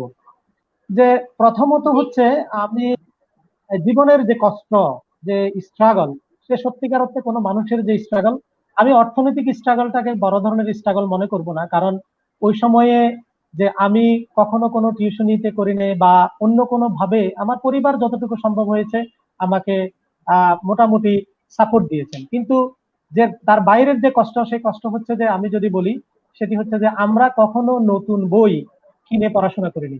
সবসময় আমরা আমাদের সিনিয়র যে ছাত্র ছিল তাদের থেকে আমরা বই কিনতাম, এবং সবসময় টার্গেট থাকতো কার বইটি সবচেয়ে ভালো, দেখতে সুন্দর। ওই জন্য ওরা বইগুলোকে যত্ন করতো। আমার কাছে মনে হচ্ছে যে আমরা যদি আবার ওই জায়গায় ফিরে যেতাম, যে এই বছরের বইটি আবার আগামী বছরের শিক্ষার্থীদেরকে কাছে ফেরত দেওয়া হবে এবং স্কুল থেকে বলা হবে যে এই বইগুলোর খুব যত্ন নিতে, তাহলে সরকারের অনেক টাকা বেঁচে যাবে। আমরা ওই সময় আমরা কিনে কিন্তু বইগুলো পড়েছিলাম। দ্বিতীয় হচ্ছে যে আমি যদি বলি, আমার একটা পাঞ্জাবি ছিল যখন আমি মাদ্রাসায় পড়ি। হ্যাঁ, তো পাঞ্জাবিটা আমার আব্বা টেকনিক্যালি পাঞ্জাবিটা আমাকে ট্যাট্রনের কাপড়ের পাঞ্জাবিটা কিনে দিয়েছিলেন, কারণ অতি সহজে রোদ বৃষ্টি যেটাই হোক না কেন পাঞ্জাবিটা তাড়াতাড়ি শুকিয়ে যেত।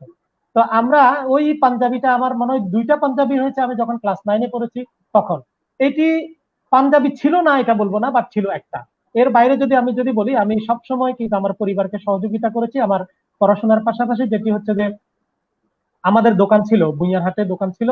আমরা ওই দোকানে আমি আমার এই সকালবেলা স্কুলে যাওয়ার বা মাদ্রাসায় যাওয়ার আগে কিছুক্ষণ দোকান করতাম, আবার বিকালে কিছুক্ষণ দোকান করতাম। দোকান করে পরিবারকে সহযোগিতা করতাম।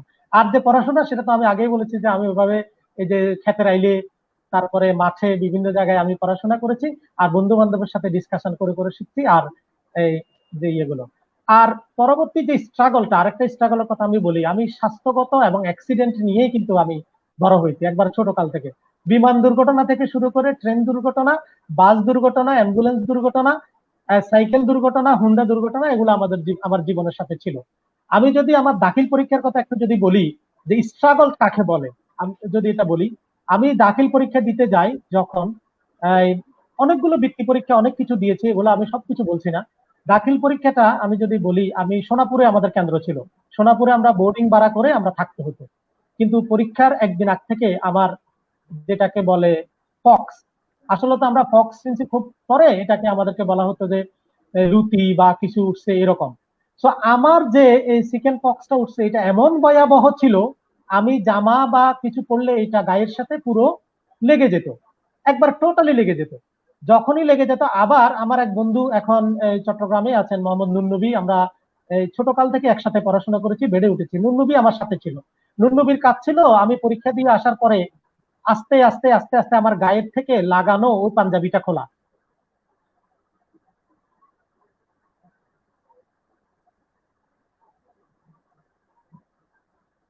এবং আমার পুরো শরীর রক্তাক্ত হয়ে যেত। আমি লুঙ্গি পরে পুরো পুরো দাখিল পরীক্ষাটা আমি লুঙ্গি পরে দিয়েছি, এবং প্রত্যেকটি পরীক্ষা আমি এই চিকেন পক্স এবং ভয়াবহ চিকেন পক্স দিয়ে নিয়েছি। এবং এই ভয়াবহ অবস্থায় আমাকে অনেকেই বলেছে, আমার পরিবার থেকে বলেছে, বন্ধুরা বলেছে, শিক্ষকরা বলেছে যে পরীক্ষা বন্ধ করে দিতে। কিন্তু আমি দৃঢ় মনোবল নিয়ে কিন্তু আমি পরীক্ষা দিয়েছি। এবং ওই সময়ে কিন্তু প্রথম বিভাগ পাওয়া খুবই কঠিন ছিল, কিন্তু আমি তখন মাদ্রাসা থেকে প্রথম বিভাগ পেয়েছি। এবার আমি যদি আমার বলি বিশ্ববিদ্যালয় লাইফের, যে আমি ট্রেন অ্যাক্সিডেন্টের কথা বলেছি, যে চ্যালেঞ্জটা, সেই চ্যালেঞ্জটা হচ্ছে যে আমি প্রথম বর্ষে 10টা কি 12টা ক্লাস করেছি। আমার সকল বই পুস্তক বন্ধুদেরকে দিয়ে দিয়েছি, এবং কেউ মনে করে নাই যে এই কামাল আবার ক্যাম্পাসে ফিরে আসবে। আমি যেদিন ক্যাম্পাসে ফিরে আসি 7-8 মাস পরে, তখন অলরেডি আমাদের প্রথম বর্ষের পরীক্ষার আর 6-7 দিন বাকি আছে। 6-7 দিন আগে আমি আমার বিভাগের শ্রদ্ধেয় শিক্ষককে, চেয়ারম্যান স্যারকে, হাসান মোহাম্মদ স্যারকে বলি যে স্যার আমি পরীক্ষা দিব। বলছে তুমি কোনো ক্লাস করো নাই, ফর্ম ফিল আপ করো নাই, তুমি কিভাবে পরীক্ষা দিবে?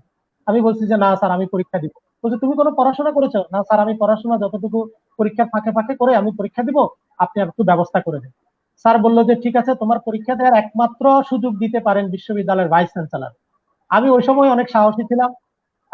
শিক্ষকদের কাছে যাওয়াটা কঠিন ছিল, কিন্তু আমি তখন ভাইস চ্যান্সেলরের কাছে চলে যাই এবং আমার পরিচয় দিই। আমি বললাম যে স্যার আমি ট্রেন অ্যাক্সিডেন্ট করেছি। আহ, আমাদের গত ইউজিসি চেয়ারম্যান যিনি ছিলেন মান্নান স্যার, মান্নান স্যার ছিলেন চট্টগ্রাম বিশ্ববিদ্যালয়ের তখন ভাইস চ্যান্সেলর। স্যার আমাকে বলেন যে কামাল তাহলে তোমাকে আমি পরীক্ষার ব্যবস্থা করে দিব। স্যার আমাকে ব্যবস্থা করে দেন, আমি ফর্ম ফিল আপ করি, ফর্ম ফিল আপ করে আমি পরীক্ষা দিই। আমি চট্টগ্রাম কলেজ এবং মহসিন কলেজের সামনে হ্যান্ড নোট বিক্রি করতো হাতের লেখা। আমি আর বন্ধুদের থেকে কখনো নোট চাইনি, ওই হ্যান্ড নোট গুলা ওখান থেকে কিনে নিলাম, যেটাকে আপনারা আজকের গাইড বই বলেন। সেই গাইড বইগুলো আমি কিনে নিলাম, কিনে নিয়ে আমি পড়ার ফাঁকে ফাঁকে পরে আমি কিন্তু অনার্সে ওই বছরে সব তৃতীয় স্থান অধিকার করি। এই যে একটা আমার মনোবল, এই যে জিনিস, এই যে চ্যালেঞ্জ, এগুলাকে আমি আসলে কখনো চ্যালেঞ্জ হিসাবে নিইনি। আমি দৈনিক 7-8 কলসি পানি টানতাম, যেটি হচ্ছে যে এই পানি আনলে হয়তো আমার বড় ভাবি গোসল করতো, অনেক সময় পানি শুকিয়ে যেত পুকুরে, আর কলের পানি এগুলা নিয়ে আসতাম। এরপরে যে স্বপ্নের কথাটা বলা হয়েছে, আমি এটি একটু বলি যে আমি কি স্বপ্ন দেখেছিলাম আর আমার সেই স্বপ্ন পূরণ হয়েছে কিনা। আসলে আমাদের যে সমাজ, সেই সমাজ, আমাদের যে অবস্থান, সেই অবস্থানে বেঁচে থাকাটাই ছিল একটি বড় ধরনের স্বপ্ন। আমি সঠিকভাবে বেঁচে থাকবো, আমি কোন রকম খেতে পারবো, সেটি ছিল স্বপ্ন। তবে আমার আব্বা উচ্চশিক্ষিত ছিলেন না, আমার আব্বা কিন্তু অত্যন্ত সচেতন ছিলেন এবং বাংলাদেশ সরকারের আইন অনুযায়ী উনি কিন্তু শিক্ষিত ছিলেন, উনি লিখতে পড়তে পারেন। আমার আব্বা খুব সুন্দর সুন্দর কলম কিনে নিয়ে আসতেন, যেগুলাকে বলতো যে উইনসেন ফ্যান, উইনসেন কলম এবং দোয়াত কলম, কালি টিপ দিয়ে এগুলো ব্যবহার করতেন। আব্বা পকেটে এই কলমগুলো রাখতেন। এগুলোর প্রতি আমার একটা লোভ ছিল। এই যে কলম যে একটা গুরুত্বপূর্ণ জিনিস, সেটাই আমার বাবা থেকে শিখি। আমার স্বপ্ন ছিল যে আমি কলমের সাথে আমার একটা বড় ধরনের কাজ হবে। দ্বিতীয় স্বপ্নটিও আমি আমার দেখি, তাও আমার বাবার কাছে। আমার বাবা রেড ক্রিসেন্ট সোসাইটির টিম লিডার ছিলেন আমাদের এলাকায়। তো রেড ক্রিসেন্টের বিভিন্ন দুর্যোগে আমি আমার আব্বার সাথে 88-র বন্যায় লাশ কবর দিয়েছি, অনেক সহযোগিতা, মানে মানুষের সাথে সাথে আমার আব্বার সাথে গিয়েছি। কিন্তু তখন রেড ক্রিসেন্টের যে অফিসার গুলো আসতেন, অনেক দামি গাড়ি নিয়ে আসতেন, কারণ কাদামাটিতে গাড়িগুলো চলার জন্য খুবই ক্ষমতাশালী, মানে 4 হুইল যে গাড়িগুলো, সেগুলো নিয়ে আসতেন। আর গাড়ির ড্রাইভার গুলো ছিল অত্যন্ত স্মার্ট, একবারে টাই টুই পরে, দেখতে শুনতে খুবই ইয়ে। আমার তখন স্বপ্ন ছিল, হাইরে আমি যদি এরকম একজন ড্রাইভার হতে পারতাম। আমি অনেকজনকে বলেছি এটা, এবং আমার প্রথম যে প্র্যাকটিক্যাল কর্মের যে স্বপ্ন, সেই স্বপ্ন ছিল আমার একজন ড্রাইভার হওয়া। সেই ড্রাইভার থেকে আজকে আমি ড্রাইভার হতে পারিনি, হয়তো এখন গাড়ি চালাই বা অন্যকে গাড়িতে সহযোগিতা করি, কিন্তু ওই যে ড্রাইভার হওয়ার যে স্বপ্ন, আমার কাছে কখনো মনে হয়নি যে আমি যে কোনো কাজ করব সেই কাজটি একটি ছোট কাজ হবে। তো এটি হচ্ছে মোটামুটি আমার জীবনের স্বপ্ন দেখা। আর বিশ্ববিদ্যালয় শিক্ষক হওয়ার যে স্বপ্ন, সেই স্বপ্ন কিন্তু আমি প্রথমও দেখিনি। আমি অ্যাক্সিডেন্টের পরে আমার বিশ্ববিদ্যালয় শিক্ষকদেরকে আসলে দেবতা মনে করতাম। শুধু বিশ্ববিদ্যালয় শিক্ষক না, সকল শিক্ষককে আমি দেবতা মনে করতাম। এবং আমাদের শিক্ষকরা আসলে ওই সময়ে, আমি জানি না আমি ওই ধরনের শিক্ষক হতে পেরেছি কিনা, আমার শিক্ষকরা আসলে ওইরকমই ছিল। আমি আরেকটি কথা এখানে না বললে নয়, সেটি একটু বলি আপনাদের সময় লাগলেও। আমি কিন্তু পড়াশোনা করি একটি গোয়ালঘরে। হ্যাঁ, কৌটিল্যের অর্থশাস্ত্র আমরা পড়েছি বড় হওয়ার পরে, কৌটিল্যের অর্থশাস্ত্র পাওয়া গেছে গোয়ালঘরে। আমার কিন্তু পড়াশোনা শুরু হয়েছে গোয়ালঘরে। সেই রাতে গরুবান্ত একটা দোকানে, আমাদের দোকান, আমাদের নুরুল্লাহ ভাইয়ের দোকানে, সকালবেলা আমার শিক্ষক, শ্রদ্ধেয় শিক্ষক বাবু কুমুদ বন্ধু দাস, আমার স্যার এখনো জীবিত আছেন, আমাদেরকে সকালবেলা ওগুলো পরিষ্কার করে আমাদেরকে পড়াতেন। এই যে গোয়ালঘর থেকে আমাদের পড়াশোনা যে শুরু হয়েছে, আমরা বিশ্ববিদ্যালয়ে আসছি।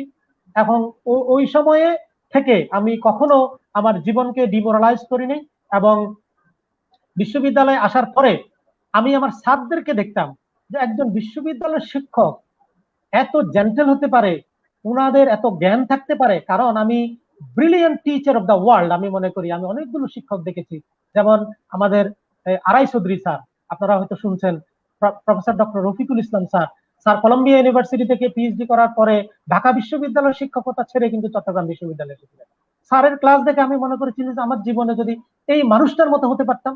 এরপরে আমার অন্যান্য শিক্ষকদেরকে দেখে, আমার ভুইয়া মোহাম্মদ মনোয়ার কফি স্যার ছিল, হাকিম স্যার ছিল, তাদেরকে দেখে আমার কেন জানি মনে হয়েছে যে আমি যদি কোনোভাবে শিক্ষক হতে পারি, তাহলে আমি মনে হচ্ছে যে ভালো কিছু করব। সেই জায়গা থেকে আমার এই স্বপ্নটি মনে মনে ছিল। কারণ চট্টগ্রাম বিশ্ববিদ্যালয়ের রাজনীতি বিজ্ঞান বিভাগে প্রথম শ্রেণীতে প্রথম হওয়া, আর প্রথম শ্রেণী না পেলে শিক্ষক হওয়া তখন দুরূহ ছিল। এটি কোনো পিস অফ কেক, যেটা আমরা দোকান থেকে কেক কিনে নিয়ে আসি, আবার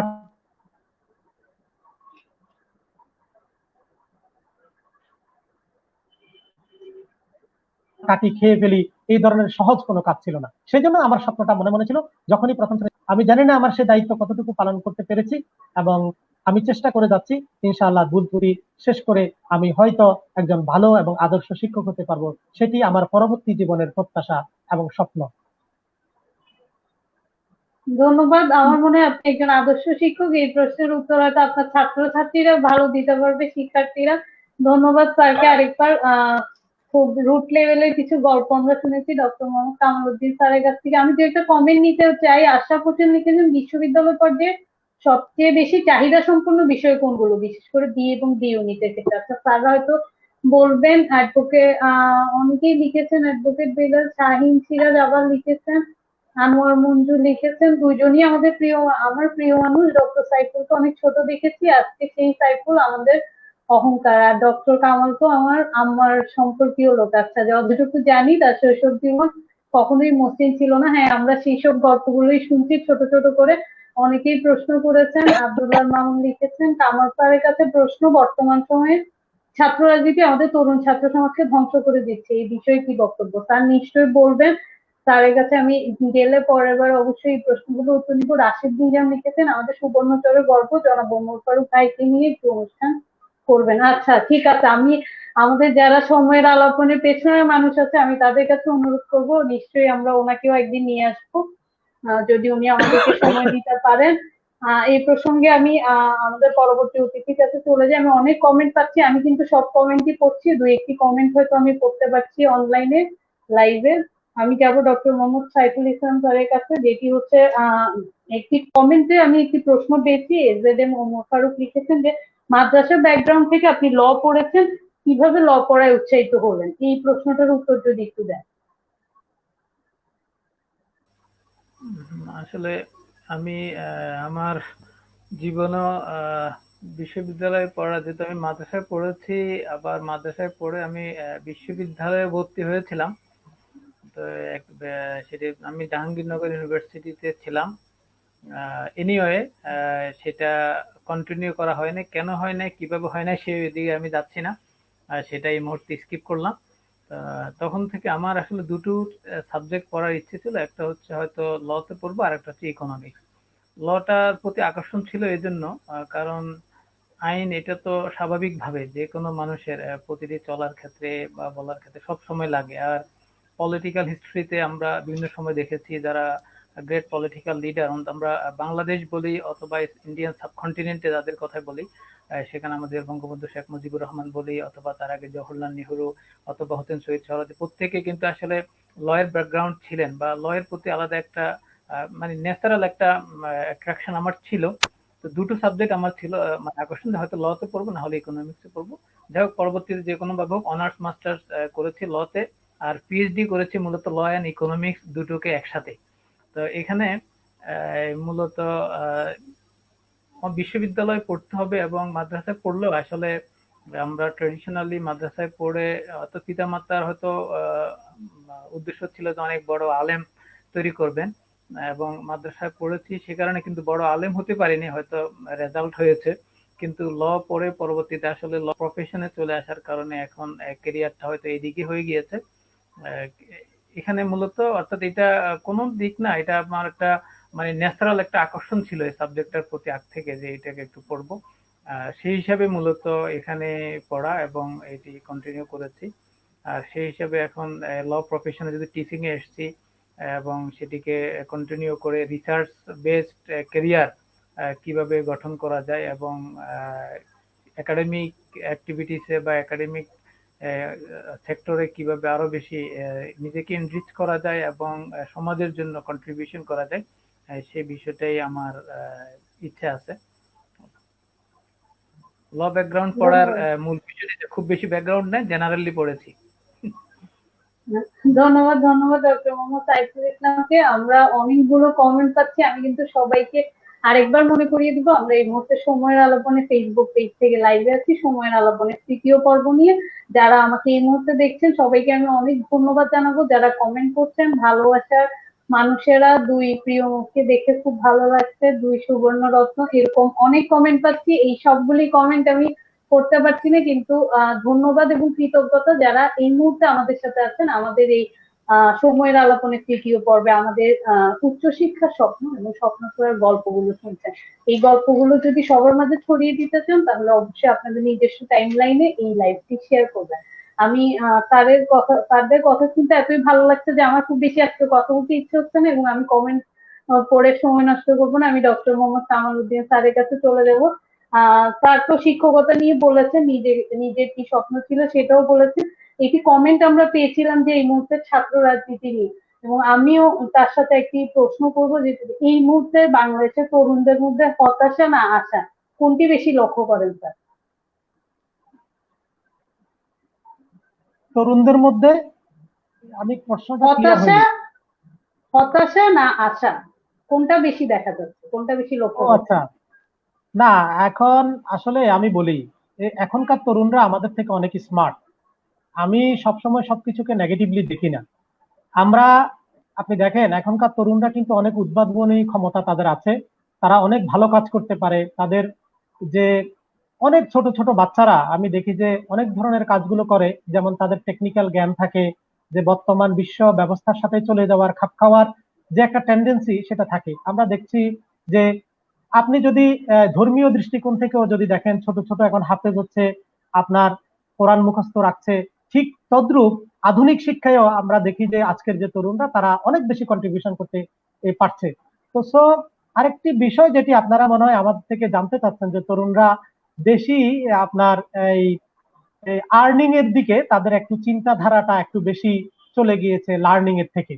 যেটি আমি আমার বিভিন্ন বক্তব্য বিভিন্ন দিকে আমি বলে থাকি যে আমি বিশ্ববিদ্যালয়ে অনেক সময় আমাদের শিক্ষার্থীদেরকে জিজ্ঞেস করি যে তোমরা কয়জন এখানে আসছো এই আর্ন করার জন্য, ওরা আর কয়জন আসছো লার্ন করার জন্য। তারা কিন্তু খুব সাহসের সাথে, যে কিছু হয়তো আমাকে খুশি করার জন্য বলে যে স্যার আমরা লার্ন করার জন্য আসছি, কিন্তু ম্যাক্সিমাম চুপ থাকে, বা কেউ বলে যে আর্নিং এর জন্য। কারণ আমাদের যে বর্তমান বিশ্ব ব্যবস্থা, সেই বিশ্ব ব্যবস্থাটা হচ্ছে একটি পুঁজিবাদী ব্যবস্থা। যে পুঁজিবাদী ব্যবস্থা হয়তো আমাদের ডক্টর সাইফুলও লর ছাত্র হিসেবে অর্থনীতিকে বেশি প্রাধান্য দিচ্ছেন। যে এই যে আমাদের মানসিকতায় যে কলোনাইজেশন অফ আওয়ার মাইন্ড, আমাদের ভেতরে একটি কলোনিয়াল এবং একটি ম্যাটেরিয়াল, আর যেটিকে বলবো যে পুঁজিবাদী চিন্তা কিন্তু আমাদের শিক্ষার্থীদের মাঝে আছে। শুধু শিক্ষার্থীদেরকে দোষারোপ করলে হবে না, সেটি আমি শিক্ষকের মধ্যেও আছে, সেটি আমাদের পরিবারের মধ্যেও আছে। কারণ পরিবার চায় কমার্স পড়াইলে মনে হয় যে ছাত্ররা বেশি ইনকাম করতে পারবে। এই যে একজন শিক্ষার্থী জিজ্ঞেস করছিল যে সোশ্যাল সায়েন্সের কোন সাবজেক্টটা পড়লে তার ভালো হবে, জ্ঞান অর্জন করার জন্য না চাকরির জন্য? আমি তো পাল্টা এই প্রশ্নটা করতে পারি। জ্ঞান অর্জন করার জন্য প্রত্যেকটি সাবজেক্টে কিন্তু অগাধ জ্ঞান আছে। আমরা বিশ্ববিদ্যালয় তো কোনো চাকরির জন্য বিশ্ববিদ্যালয় তৈরি করা হয়নি, বিশ্ববিদ্যালয় তৈরি করা হয়েছে জ্ঞান সৃষ্টির জন্য। বিশ্ববিদ্যালয় এবং কলেজের মধ্যে মৌলিক পার্থক্য হচ্ছে যে কলেজের একটা সুনির্দিষ্ট সিলেবাস থাকে, কতগুলো পাঠ্য বই থাকে, একটা গণ্ডি থাকে, এবং বলে দেয়া হয় কিছু সিলেবাস থাকে, কিছু কোশ্চেন ব্যাংক থাকে, এবং একটি প্রতিষ্ঠিত জ্ঞানকে কলেজে শেখানো হয়। আর বিশ্ববিদ্যালয় ছাত্র এবং শিক্ষক তারা গবেষণা করবে, তারা জ্ঞান উদ্ভাবন করবে, এটা হচ্ছে জ্ঞানের সাথে রিলেটেড।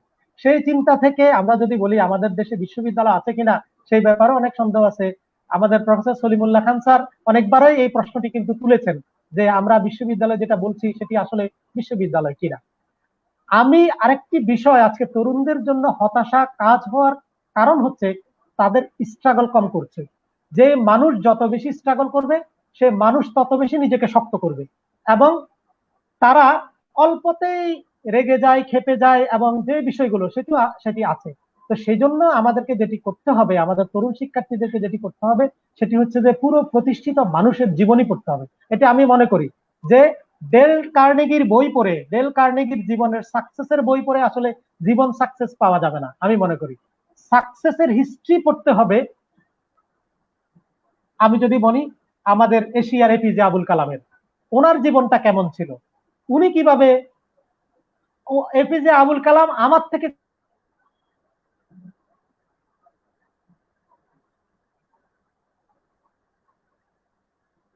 খুব খারাপ অবস্থায় কিন্তু বড় হয়েছেন। সকালবেলা পত্রিকা বিক্রি করতেন, এবং যে 7টায় যেতে সেই জন্য সকাল 5টায় পত্রিকা বিক্রি করে 7টায় এপিজে আবুল কালাম শিক্ষকের কাছে যেতেন, এবং ঘরে আসার পরে মাত্র একটা রুটি পেতেন। তাহলে দেখেন আমরা এই সকল জীবনী থেকে আমাদের অবস্থানটা নিতে হবে। আরেকটি বিষয় আমি তরুণ সমাজের ব্যাপারে বলি, আমাদের সময় খারাপ হওয়ার রিস্ক ছিল কম, ছাত্ররা নষ্ট হয়ে যাওয়ার রিস্ক ছিল কম, কারণ আমরা সন্ধ্যার পরে বাইরে থাকবো এই ধরনের কোনো নিয়মই ছিল না। আমরা যদি কোথাও আড্ডা দিতাম, কেউ না কেউ আমাদেরকে চিনতো, বাবাকে বলতো। আমার বাবা আমাদেরকে অনেক মার দিয়েছেন যে দেরি করে ঘরে আসার জন্য, এগুলো করার জন্য। আমরা ওই ধরনের স্বাধীনতাটা আমরা পাইনি। আজকে তরুণ সমাজরা স্বাধীনতার পাশাপাশি, আজকে যদি আমি মনে করি যেমন ধরেন অনেক ধরনের ড্রাগস আমাদের তরুণ সমাজের মধ্যে চলে এসেছে। আমাদের যে অতি মাত্রায় আমরা যে আধুনিক ডিভাইসের উপর যে নির্ভরশীলতা, এই নির্ভরশীলতা তো আমাদের ক্রিয়েটিভিটি নষ্ট করে দেয় আসলে অনেকগুলো। এবং আমাদের অনেক জিনিস আছে যেগুলো আমাদের সময়ে ওইভাবে আমরা ইয়ে করতে পারি না, এগুলোর পজিটিভ দিকও আছে। কিন্তু যে কোনো মানুষ আপনারা দেখবেন বিশেষ করে তরুণ বয়সে নিষিদ্ধ জিনিসের প্রতি তাদের দুর্বলতাটা বেশি থাকে। তারা চায় যে যেটি তাদেরকে নিষেধ করা হয়, যেটি খারাপ হয়, সেটিকে এক্সপ্লোর করার জন্য। তো সেই জন্য তাদের ভিতরে হতাশা কাজ করে। আমি মনে করি যে যে এই যে তরুণ সমাজরা তাদের ক্রিয়েটিভিটিকে কাজে লাগিয়ে, এবং তারা অনেক স্মার্ট এবং অনেক বুঝে এবং অনেক তাদের যোগ্যতা আছে, সেগুলোকে কাজে লাগিয়ে হতাশাকে নয় আশার দিকে তারা যাবে। এবং জীবনের যে দুইটি সাইড আছে, আমি এইটি তরুণদের জন্য একটু বলি। একটি সাইড হচ্ছে, আমি যদি আপনাদেরকে যদি যেমন ধরেন, কালকে আমার ওয়াইফ লক্ষ্মীপুর গিয়েছিলেন।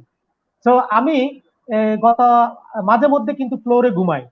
যে ফ্লোরে ঘুমাই, যে এটি অনেকগুলো কারণ আছে, যে ফ্লোর আমার ভালো লাগে, অনেক সময় মাটিতে ঘুমিয়েছি, যে নিজেকে প্রান্তিক ভাবে থাকার একটি এনজয়মেন্ট কিন্তু আছে। আমার পরিবারের অনেকে আমরা ফ্লোরে ঘুমানো পছন্দ করি। তো আমি আমার ওয়াইফকে বললাম যে একটা ফাটি নিয়ে আসি, অনেক আগে বলছি। তো সে লক্ষ্মীপুর থেকে নকশি কাঁথার একটা ফাটি নিয়ে আসবে। ফাটিটার আমি পিছনের দিক থেকে দেখলাম। পিছনের দিক থেকে যখন পাটিটা দেখি, তাহলে দেখি যে এটা একবারে অ্যাব্রো থ্যাব্রো একটা পাটি, দেখতে আগলি, এটা কেন কিনে নিয়ে আসছে। আর কিন্তু পাটির অপরের সাইডটা কি সুন্দর বিউটিফুল চিত্র। তাহলে এই যে জীবনের যে দুইটি চিত্র, এই পাটির সাথে যদি আমি মিলাই, তাহলে মানুষের জীবনের একটি আগলি ফেস আছে, আরেকটি হচ্ছে যে বিউটিফুল। আপনি জীবনটাকে কোন দিক থেকে দেখছেন? আমি তরুণদেরকে অনুরোধ করব, আমরা জীবনের যে ডিজাইন, সেই ডিজাইনের দৃষ্টিকোণ থেকে দেখার জন্য। এমব্রয়ডারির পিছনের দিক থেকে যদি আমরা জীবনকে দেখি, তাহলে আমরা অনেক বড় স্বপ্ন দেখতে পারি, অনেক কিছু দেখতে পারি। সেই জায়গাটা আমাদের প্রতিফলন হবে না। আমি বিনীত অনুরোধ করব, আমি বড় কিছু না হয়ে আমি একজন মানুষ হই এবং একজন হিউম্যান বিং হই, সেটি যেন আমার স্বপ্ন থাকে, সেই প্রত্যাশা যেন থাকে। এটি থাকবে আমার কাছে, তরুণের কাছে প্রত্যাশা। ধন্যবাদ, ধন্যবাদ। খুব চমৎকার কথা শুনেছি, খুব ভালো লেগেছে আমার কাছেও। হয়তো স্যার যদি অনেক দর্শকের সামনে এইরকম কোনো একটা বক্তব্য দিতেন, অনেকগুলো হাততালি পেতেন। আমরা দুঃখজনক যে অনলাইনে হাততালি দেওয়ার কোনো সুযোগ নেই। খুব ভালো লেগেছে স্যারের কথা শুনতে। ডক্টর মোহাম্মদ কামরুদ্দিন স্যারকে আরো ধন্যবাদ। আমি কথা বলে একদম সময় নষ্ট করতে চাই না, তারপরেও যারা কমেন্ট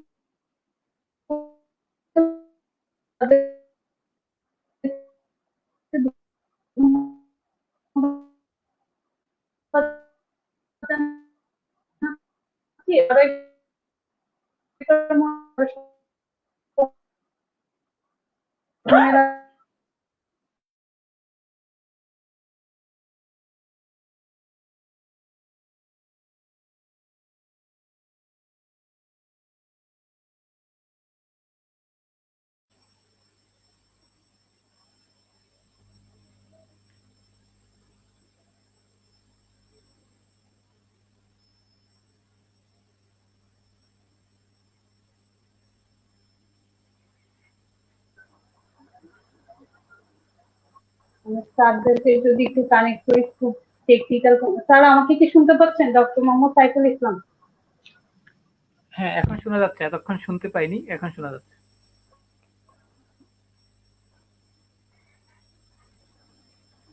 জি, একটু আমি টেকনিক্যাল হয়তো কোনো সমস্যা দেখেন। আমার এখানে, হ্যাঁ এখন শুনতে পাচ্ছি।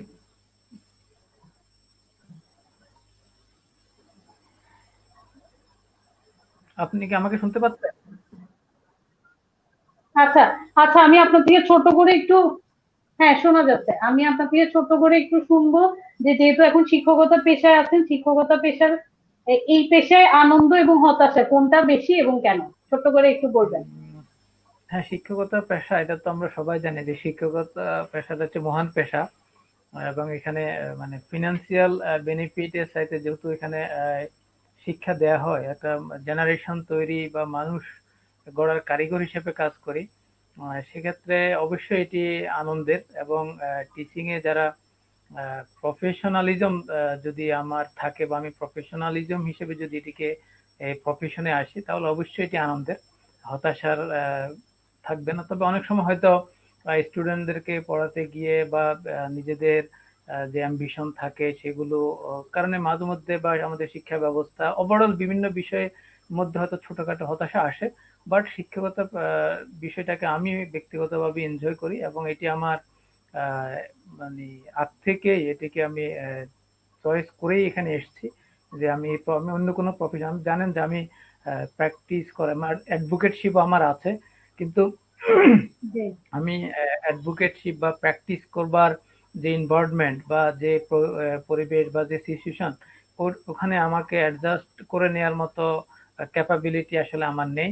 আমি আগ থেকেই এই প্রফেশনে ছিল এবং এটিকে নিয়েছি, এবং যেহেতু পিএইচডি করেছি, পিএইচডি করার অর্থে হচ্ছে আপনার রিসার্চ বা শেখার চেষ্টা করছি, বা রিসার্চ করবার যে ট্রেন লাইন, হয়তো সে লাইনে উঠার চেষ্টা করছি। এবং ইন ফিউচার যেহেতু বিশ্ববিদ্যালয় টিচিং মানে সেখানে স্টুডেন্টদেরকে পড়ানো না, শুধু এখানে আসলে জ্ঞান, যেটা আমাদের কামাল স্যার বলেছেন, যে জ্ঞান সৃজন করা, আর সেটির জন্য রিসার্চ করা। এই ক্ষেত্রে যদি আনন্দ না থাকে, তাহলে আসলে এগুলো করা হয়তো প্রমোশন হওয়ার জন্য হতে পারে, আমার রিকোয়ারমেন্ট ফুলফিল করতে হবে, এই জন্য বিভিন্নভাবে হয়ে যাবে। কিন্তু যদি এখানে এনজয়মেন্ট না থাকে, তাহলে আসলে নিজের ভেতর থেকে যে ইনোভেশন বা নতুন একটা কনসেপ্ট নিয়ে আসা বা সেটাকে এক্সপ্লোর করা, এটা আসলে আনন্দ না থাকলে হবে না, বা হতাশা বা ব্যথা তোর মাইন্ড নিয়ে কিন্তু সম্ভব না। সেই হিসাবে আমি এনজয় করার চেষ্টা করছি, ইনশাল্লাহ ইন ফিউচার এটিকে এনজয় করব, এবং রিসার্চ বা বিভিন্ন একাডেমিক অ্যাক্টিভিটিস এর মাধ্যমে যেভাবে কন্ট্রিবিউশন রাখার সুযোগ হয় সেটি রাখবো। আমিও কথা কম বলে একটু কামাল স্যারের কাছ থেকে শোনার চেষ্টা করবো, এই জন্য আমি এই প্রশ্নের উত্তর আমার এখানেই চাই। ধন্যবাদ, ধন্যবাদ ডক্টর মোহাম্মদ সাইফুল ইসলাম কামাল স্যারের এই বক্তব্যের পরে আমি কিন্তু অনেক কমেন্ট পাচ্ছি, সবাই ওনাকে অভিবাদন জানাচ্ছে। আমি আবার একটু স্যারের কাছে যাব, এখন ছোট ছোট করে কিছু প্রশ্নের উত্তর নিব। স্যার, আপনি পড়েছেন রাজনীতি বিজ্ঞান মানে পলিটিক্যাল সায়েন্স, কিন্তু পড়াচ্ছেন আন্তর্জাতিক সম্পর্ক, পার্থক্যটা কি বা কেমন একটু যদি বলেন। আসলে এই এটা একটি সাধারণ কোশ্চেন আমি মনে করি যে, কিন্তু এই কোশ্চেনটি কিন্তু সব সময় সবার মনে থাকে আর কি।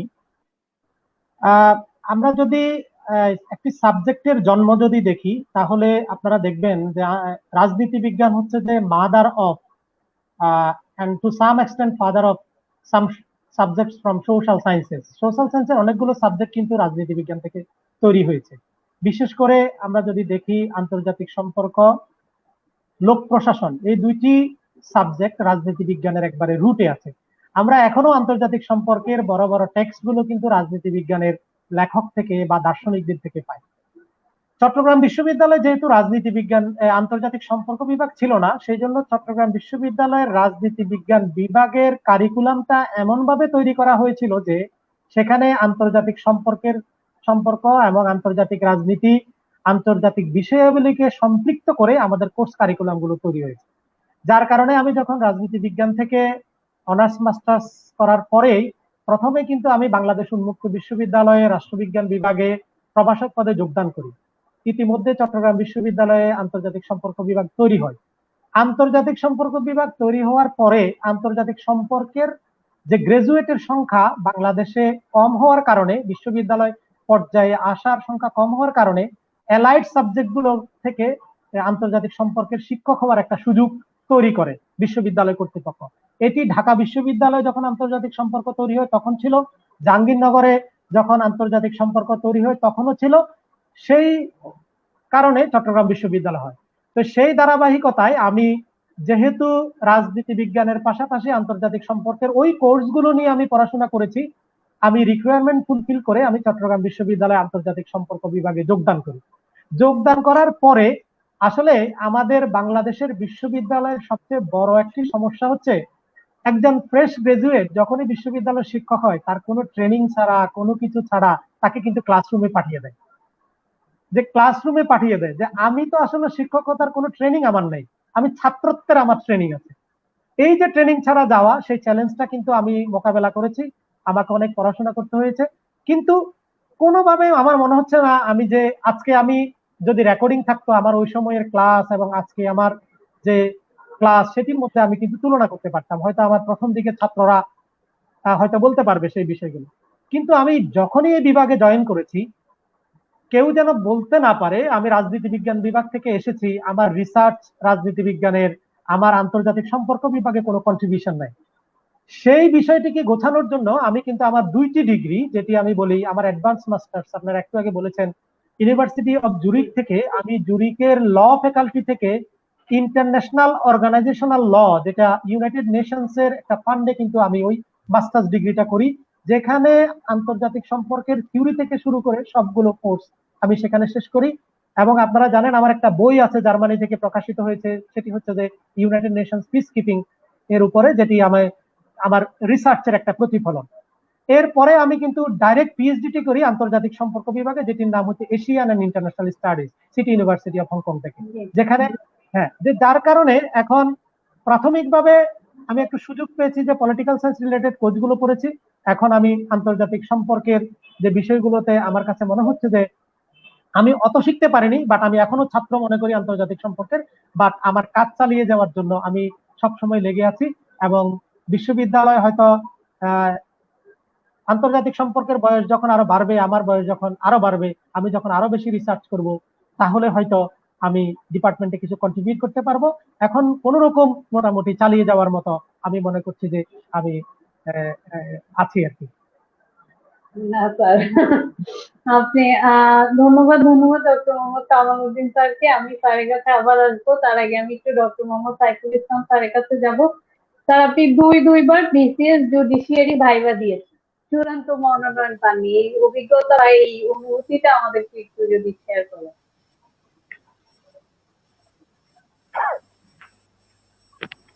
হ্যাঁ, আমি বাংলাদেশ জুডিশিয়াল সার্ভিস কমিশনের আওতায় 4th এবং 5th জুডিশিয়াল সার্ভিস কমিশনে প্রিলি, রিটেন এবং ভাইভা দিয়েছি। অনুভূতি বলতে এটা আমি মনে করি এটা এখানে অনুভূতিটা এরকম যে এটাই আমার তাকদির। যদি মানে রিলিজিয়াস অ্যাপ্রোচে যদি বলি, তাহলে এটি আমার ভাগ্য, এবং হয়তো আল্লাহ আরো ভালো কিছু রেখেছেন বিধে আমার কাছে এটি হয়নি। এবং যদি হয়তো আমরা মানুষের নেচারটা হচ্ছে আমরা যখন যেটি চাই সেটি তাৎক্ষণিক না পেলে মনে হয় যেন আমি সব হারিয়ে ফেলেছি বা কেন পাইনি, এই ধরনের রিয়াকশন এটা আমাদের হয়, হয়তো আমারও হয়েছে, অন্যদের সবারই হয়। কিন্তু আসলে ইন ফিউচার পরবর্তীতে গিয়ে যখন বোঝা যায় যে না, আমার ওইটা না হওয়ার কারণে হয়তো আরো ভালো কিছু হয়েছে। তো এই জন্য এখানে অনুভূতিটা এখন এই পর্যায়ে এসে অনুভূতিটা তো অবশ্যই ভালো, যে হয়তো তখন হয় না, সেটা আল্লাহর ইচ্ছা ছিল, এবং হয়তো এখন যেটা হচ্ছে সেটাই ভালো, এবং এটাকে ভালো হিসাবে আমি মেনে নিয়েছি। সুতরাং অনুভূতি খারাপ হবার কোনো সুযোগ নেই আর কি। এবং যেমন আমি এর সাথে এটাকে বোঝানোর জন্য আরেকটি বিষয় বলে, আমি আরেকটি জায়গায় এক জায়গায় ভাইবা দিয়েছিলাম, এবং যেখানে আমি মানে ভাইবার আগে নিজেই ওভার কনফিডেন্ট ছিলাম যে আমার এটি হবেই, কারণ সেখানে বিশ্ববিদ্যালয় ডিন বা বিশ্ববিদ্যালয় লেভেলের জব সবকিছু আমার ফেভারে ছিল। কিন্তু তারপরও দেখা যাচ্ছে যে আমার হয়নি, এবং সেটার পরে কিন্তু আমি অনেক কান্নাও করেছি। জুডিশিয়ারি ভাইবার পরে হয়তো আমি কান্না করছি কি কিনা স্মরণ নেই, কিন্তু কান্না করেছি কারণ মনে করছি যে তাহলে আমার মানে অনেক বড় ধাক্কা খেয়েছি মনে হয়। কিন্তু আসলে পরবর্তীতে দেখলাম যে তারপরে আমার জন্য আরো ভালো কিছু এসছে। তো এই জন্য আসলে যখন যেটা হয় ওইটাই মেনে নেওয়াটাই ভালো, এবং এটাকে মানে যে আমরা ইসলামিক বিলিফের মধ্যে তাকদীর বলি, ভাগ্যের যে বিশ্বাস, আর সেটাকে মেনে নিতে হবে। মন খারাপ বা সাময়িক হবে, কিন্তু এটাকে সাথে সাথে নিয়ে আসতে হবে যে আল্লাহ আমার জন্য হয়তো আরো ভালো কিছু রেখেছেন। যেমন এটার রেফারেন্স হিসেবে আমি যদি বলি, আমি কামিলে সারা বাংলাদেশে ফার্স্ট হয়েছি। আমি রেজাল্ট পাওয়ার সময়ও আমি নিজেকে নিজে বিশ্বাস করতে পারি না যে আমি ফার্স্ট হয়েছে কিনা, নাকি ভুল কোনো কোথাও থেকে এসছে। কারণ হয়তো একটু রেজাল্ট ভালো হবে এটা আশা করেছিলাম, কিন্তু ফার্স্ট হবো এই আশা আমারও ছিল না। তো যেটা আমি চাইনি, আল্লাহ তো আমাকে সেটাই দিয়েছেন, সেটা তো আল্লাহ আমার জন্য অনেক ভালো মনে করেছেন। তাহলে এই জন্য আল্লাহ কখন কোথায় কাকে কিভাবে দিয়ে সম্মানিত করেন বা তার কোনটি প্রয়োজন দেয়ার সেটা আসলে আল্লাহ রাব্বুল আলামিনই ভালো জানেন। ওখানে একটু আস্থা রাখতে হবে। আমার ফিলোসফি হচ্ছে এখন বর্তমানে এটি আর কি, যে সেটি ভালো ছিল এবং না হতে আমার কোনো খুব দুঃখ কষ্ট আসলে নেই। আল্লাহ উত্তম ফায়সালা আল্লাহ রেখেছেন। ধন্যবাদ, ধন্যবাদ স্যার। জি, আল্লাহ যা ধন্যবাদ। করে ভালোর জন্য করে, এটা আমরা সবাই মানি। ধন্যবাদ স্যারকে। একজন আমাকে কি কমেন্ট শুনতে করেছে, পাচ্ছেন? সকলে কমেন্ট গুলো, হ্যাঁ শোনা যাচ্ছে স্যার। সকলের কমেন্ট গুলো পড়লে একটু জি কমেন্টকারীরা জি। খুশি হবেন, কিন্তু আমি তো মনে হচ্ছে আজকে কমেন্টকারীদেরকে খুশি করাতে যারা স্যারদের কথা শুনতেই বেশি ভালো লাগছে। আমার নিজেরও কথা বলার কোনো ইচ্ছাই নেই, কিন্তু আমরা কি খুব বেশি আমরা স্যারদের স্ট্রাগলের গল্প শুনেছি, কেন শিক্ষক হয়েছেন বা এই পেশায় এসেছেন, পড়ালেখা সব গল্প শুনেছি। একটু মধুর কোনো অভিজ্ঞতায় যাই একটু। আমরা অনুষ্ঠানের অলমোস্ট শেষ পর্যায়ে চলে এসেছি, শেষের দিকে একটু ছোট করে নিব স্যারদের থেকে আরো দুই একটা প্রশ্নের উত্তর। ডক্টর কামাল নামে আমাদের জাতীয় পর্যায়ে একজন সুখ্যাত আইনবিদ আছেন। এটা নিয়ে কি স্যারের, ডক্টর মোহাম্মদ কামাল উদ্দিন স্যারের কোনো মধুর বা তিক্ত কোনো অভিজ্ঞতা কি হয়েছে? ধন্যবাদ। আসলে আমার এই দুটি জিনিস নিয়ে আমি বিব্রতকর পরিস্থিতিতে পড়েছি। একটি হচ্ছে যে আমার নামে বাংলাদেশের একজন, আমি বাংলাদেশ না, উনি কিন্তু এই আইন জগতে কিন্তু উনি পৃথিবী বিখ্যাত একজন মানুষ। বাংলাদেশ বললে ভুল হবে, পৃথিবী বিখ্যাত একজন মানুষ। উনি আইনের শিক্ষক। উনি অক্সফোর্ড, কেমব্রিজ, হার্ভার্ড, ইভেন আপনারা যদি দেখেন এই যে এখন ইউনাইটেড স্টেটস অফ আমেরিকার যিনি ভাইস প্রেসিডেন্ট হয়েছেন, যে কামালা হ্যারিস, উনি কিন্তু কামালা আমাদের হ্যারিস। ডক্টর, হ্যাঁ উনি কিন্তু আমাদের ডক্টর কামাল হোসেনের কিন্তু শিক্ষার্থী ছাত্রী। তাহলে আপনারা বুঝেন ওনার অবস্থানটা কোথায়। এবং তো সেই জন্য আমি বলি, আমি ডক্টর নিয়ে বিপদে আছি। সেটি হচ্ছে অনেকে ডাক্তার মনে করে আমাকে অনেক ধরনের প্রেসক্রিপশন চান, এবং আমি আমি কিন্তু কখনো মন খারাপ করি না এবং কাউকে নিরুৎসাহিত করি না এবং বকাও দিই না। আমি মোটামুটি আমার যেই ধরনের কথা বলার পজিটিভ অ্যাপ্রোচে একজন ডাক্তার, তো আসলে প্র্যাকটিক্যাল ডাক্তার আছে এবং থিওরিটিক্যাল ডাক্তার আছে। আমি একজন থিওরিটিক্যাল ডাক্তারের ভূমিকা পালন করে আপনি ভালো হয়ে যাবেন, এই করেন সে করেন সেগুলো করি। সবচেয়ে বড় বিব্রতকর অবস্থা হচ্ছে যে মানুষ কনসাসলি এবং আনকনসাসলি আমাকে ডক্টর কামাল হোসেন বলে ফেলে। আমি গত একটি লাইভে টকশোতে গিয়েছিলাম, সেখানে একজন বিশ্ববিদ্যালয় শিক্ষিত একজন উপস্থাপক, চিটং এর একজন বড় ধরনের সাংবাদিক, তিনি আমাকে বলছেন যে ডক্টর কামাল হোসেন। এখন আমি বললাম যে ডক্টর কামাল হোসেন একজন বিখ্যাত মানুষ, আপনি আমাকে ডক্টর কামাল হোসেন বলে এবং একভাবে সেভাবে বললে আমার নিজের কাছে নিজেকে অনেক বিব্রতকর মনে হবে, আমার খারাপ লাগবে। এই কারেকশনটা করে দেওয়ার পরেও কিন্তু উনি পুরো প্রোগ্রামে যতবার আমাকে অ্যাপ্রোচ করেছেন কিন্তু উনি ডক্টর কামাল হোসেন করেছেন।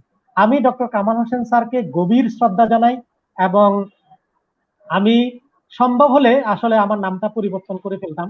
কারণ আমার এই নাম বা আমাকে কামাল হোসেন ডেকে আহ, আমি যে বিব্রত হই, সেই বিষয়টি আমার আসলে ভালো লাগে না আর কি।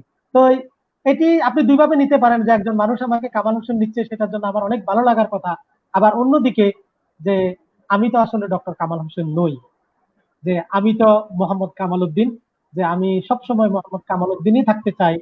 এবং সেই বিষয়টি আমাকে আহ, নাড়া দেয় আর কি। এটি মোটামুটি এই ধরনের আমাদের মিশ্র এক্সপিরিয়েন্স আমার আছে আর কি। ধন্যবাদ, ধন্যবাদ স্যার। ডক্টর মোহাম্মদ কামাল উদ্দিন, আমি নিশ্চয়ই এই ভুলটা করি না এবং কখনোই করব না। তারপরেও এত বিখ্যাত একজন মানুষের নামের সাথে নাম মিলার কিছু তিক্ত এবং মধুর অভিজ্ঞতা তো থাকে। আমি ডক্টর মোহাম্মদ সাইফুল ইসলামের কাছে একটু যাব। আমি অনেক কমেন্ট পাচ্ছি, আমি আসলে বুঝতে পারছি না। সবাইকে ধন্যবাদ জানানো ছাড়া আমার কিছুই করার নেই। আমি স্যারদের কথা শুনতে চাই, কমেন্ট করে সময় নষ্ট করতে চাই না।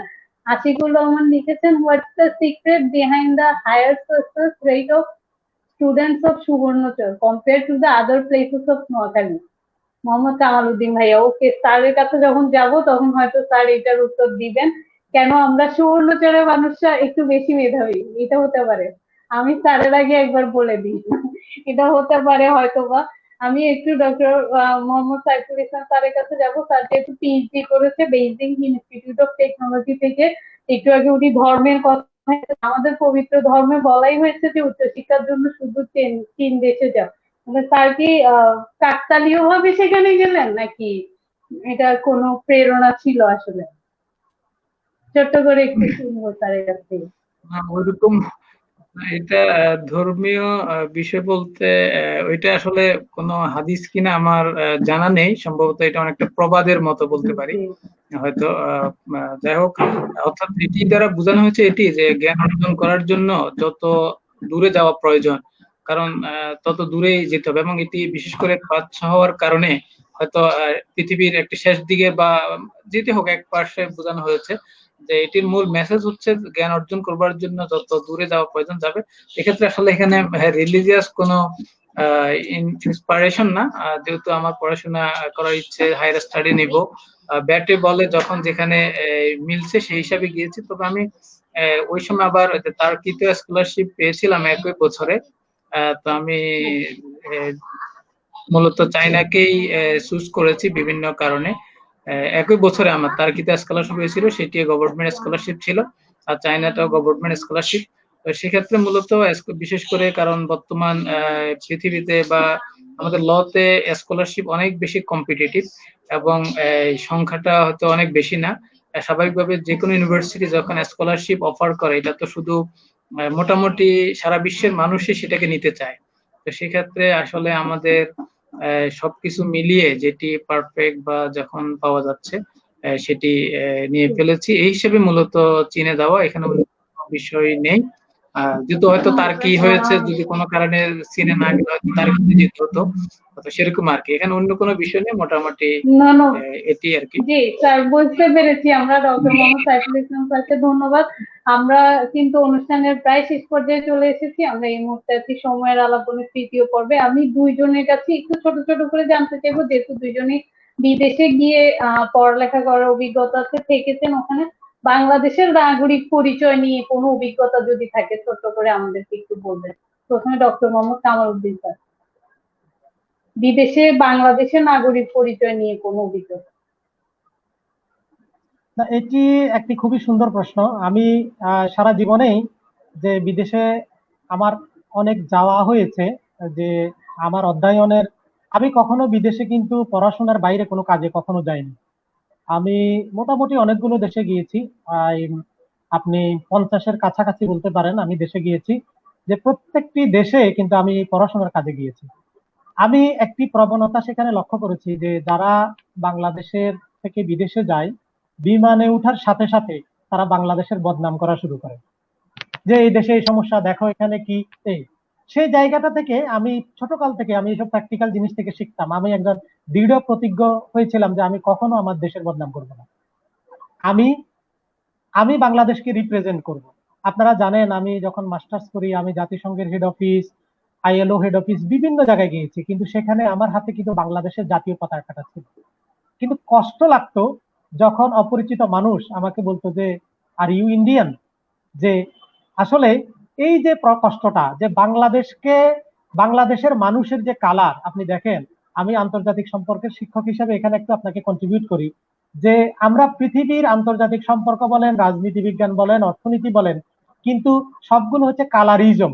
কালারিজম মানে হচ্ছে যে শ্বেতাঙ্গ কৃষ্ণাঙ্গর যুদ্ধ, কে ভালো খাবে কে খারাপ খাবে। আপনি দেখেন বাংলাদেশে যখন ব্রিটিশরা ছিল, চৌধুরীর এক মর্যাদা, বাকেরদের আরেক মর্যাদা, এই যে একটা কালারিজম, সেই কালারিজমে কিন্তু বাংলাদেশের কোনো অস্তিত্ব নাই। আমরা ব্রাউন কালার, আমাদের ব্রাউন কালারের পৃথিবীতে কোথাও কিন্তু ওইভাবে দাম নাই। সেই জন্য আমাদেরকে মোটা দাগে ইন্ডিয়ান বলতো। তো ওইটা আমার কাছে বিব্রত করতো। তখন সাথে সাথে বলতাম যে I am not Indian, I am from Bangladesh. এবং আমি আহ শুধু বাংলাদেশ না, কারোর সাথে দেখা হওয়ার পরে আমি আমার সুবর্ণচর বা চরবাটা, আমার নোয়াখালীর কথাও আমি বলতাম। তো এই ধরনের প্রতিক্রিয়াগুলো আছে। আর আপনি যদি মনে করেন এই কারণে বিদেশে আমার নিজের কিন্তু থাকার কয়েকটা সুযোগ হয়েছে। আমি যখন হংকং এ ছিলাম, হংকং ইউনিভার্সিটিতে আমি সিটি ইউনিভার্সিটি অফ হংকং শিক্ষকতার সুযোগ পেয়েছেন, পাশাপাশি। আমি এই প্রশ্নটা করতাম যে শিক্ষকতার সুযোগ পেয়েও নেননি কেন? হ্যাঁ, আমি যদি বলি বিদেশি। যে এগুলো একটা কারণ আসলে, যে বিদেশে আমি শিক্ষকতা অনেক স্যালারি আছে, হংকং এ তো অনেক স্যালারি। আমি মনে করি যে একজন অ্যাসিস্ট্যান্ট প্রফেসর জয়েন করলে সেখানে বাংলাদেশে 8 লক্ষ টাকা করে স্যালারি পায়। আমি যখন সুইজারল্যান্ডে ছিলাম জাতিসংঘে, আমি ইন্টার্নি করি জাতিসংঘের সুইস অফিসে, আমার ওয়াইফরা গিয়েছিল। এবং আমি ওখানে থাকিনি। আসলে আমার পিএইচডি সুপারভাইজার আমাকে বলছিল যে কেন তুমি বাংলাদেশে ফেরত যাচ্ছ, বাংলাদেশে এত পলিটিক্যাল টার্মোয়েল, এত সমস্যা। আমি বলছি যে দেখো, আমি তো জীবনটাকে নিয়ে এসেছি আমার সুখের জন্য, আমার শান্তির জন্য। Money can not by happiness. Position, professorship, judgeship can not by happiness. আপনি ইন্ডাস্ট্রিয়ালিস্ট হবেন, আপনি হ্যাপি এই কথাটি বলতে পারবেন না। সেটি হচ্ছে যে আমার কাছে মনে হচ্ছে যে পৃথিবীর সবচেয়ে ভালো জায়গা হচ্ছে যে চট্টগ্রাম বিশ্ববিদ্যালয়, আর সবচেয়ে শান্তির জায়গা হচ্ছে যে সুবর্ণচর। সেই জন্য আমার এইগুলোর প্রতি একটা বড় ধরনের একটা টান আছে, আমার এগুলো ভালো লাগে। আরেকটি কথা হচ্ছে যে দেখেন, বিদেশে কিন্তু চাকরি করাটা অনেক চ্যালেঞ্জিং। বিদেশে বিশ্ববিদ্যালয় শিক্ষকতা হচ্ছে যে হায়ার অ্যান্ড ফায়ার। আমি যদি একবার আসল কথাটা বলি, আমি জানি না অনেকে হয়তো সত্য কথাটা বলবে না, আমাকে 5 বছরের জন্য ধরেন নিয়োগ দিল, আমি যদি নলেজে কন্ট্রিবিউশন করতে না পারি কিন্তু আমার চাকরি চলে যাবে। আমাকে তখন হয়তো ওই যে সেই ছোট কাজগুলো করতে হবে, সেই সময় আমার চট্টগ্রাম বিশ্ববিদ্যালয় চাকরিও থাকবে না। হ্যাঁ, আমি হয়তো ওখানে থাকলে আমি হয়তো ভালো কিছু করতাম, অনেকে অনেক কথা বলতে পারে, কিন্তু আমি এই ধরনের রিস্ক নিতে চাইনি। দেশের ভালোবাসা, দেশে আল্লাহর রহমতে অনেক ভালো আছি। একবারে তরুণ তরুণ শিক্ষার্থীদেরকে পড়াই, যখন ফার্স্ট ইয়ারের ছাত্ররা আসে, দেখেন একবারে ফ্রেশ শিক্ষার্থীদেরকে পড়ায়। এত সুন্দর, ইনোসেন্ট, বিউটিফুল, হ্যান্ডসাম ফেসের সামনে দাঁড়িয়ে থাকার মতো মর্যাদা এবং সৌন্দর্য পৃথিবীর আর কোথাও আছে বলে আমি মনে করি না। আমার কাছে ভালো লাগে, এবং আমি মনে করি যে এটির সাথে থাকলে আমি অনেক শান্তিতে থাকবো এবং অনেক আমার ভালো লাগবে। এবং যার কারণে সবকিছুর কে রেখে আমি বাংলাদেশে আছি। এই দেশের প্রতি আমি কৃতজ্ঞ, এই দেশের মানুষের প্রতি কৃতজ্ঞ। এই দেশ আমাদেরকে অনেক কিছু দিয়েছে, আমরা অনেক ভালো আছি আমি মনে করি বাংলাদেশের শিক্ষকতা পেশায়। ধন্যবাদ, ধন্যবাদ ডক্টর মোহাম্মদ কামালউদ্দিন স্যার। আমি ডক্টর মোহাম্মদ সাইফুল ইসলামের কাছে সেম প্রশ্নটা নিয়ে একটু যাব। বিদেশে গিয়ে বাংলাদেশের নাগরিক পরিচয় নিয়ে কোনো অভিজ্ঞতা যদি বলতে চান, তার আগে আমি একটা কমেন্টে ডক্টর মোহাম্মদ সাইফুল স্যারের কাছে জানতে চাই, আইন থেকে পড়ে কি কি প্রফেশনে যাওয়া যায়। আশা করছি উত্তরটি পাবো। হ্যাঁ, আমি এই প্রশ্নের উত্তর সহ স্যারের কাছে একটু যাব। ডক্টর মোহাম্মদ সাইফুল ইসলাম স্যার।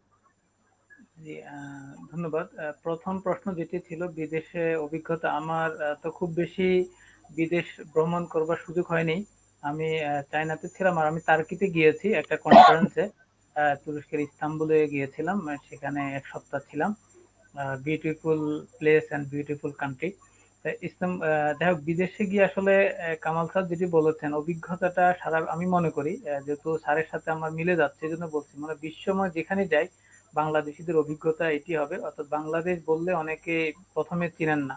যেমন চাইনিজদেরকে যখন জিজ্ঞেস করা হয় বাংলাদেশ বললে, আহ, মানে মনে হয় 5 to 10%ও মানে শিক্ষিত যারা ছাত্র, তারাও অনেক সময় চিনে না। তবে ওইসব বাংলা যখন ওই যে বাংলাদেশের চাইনিজ টার্ম যেটি বানজালাগত বললে, তখন সেক্ষেত্রে তারা অনেক সময় বুঝে। তবে প্রথমেই আমাদেরকে কালার, যেটা স্যার বলেছেন, দেখেই বাংলাদেশ বললে অনেক সময় তারা ওই যে ইন্দো বলে, ইন্ডিয়াকে বলে ইন্দো, যে মানে ইন্ডিয়া কিনা, ইন্ডিয়ান কিনা, ইন্ডিয়াকে চিনে তারা ভালো।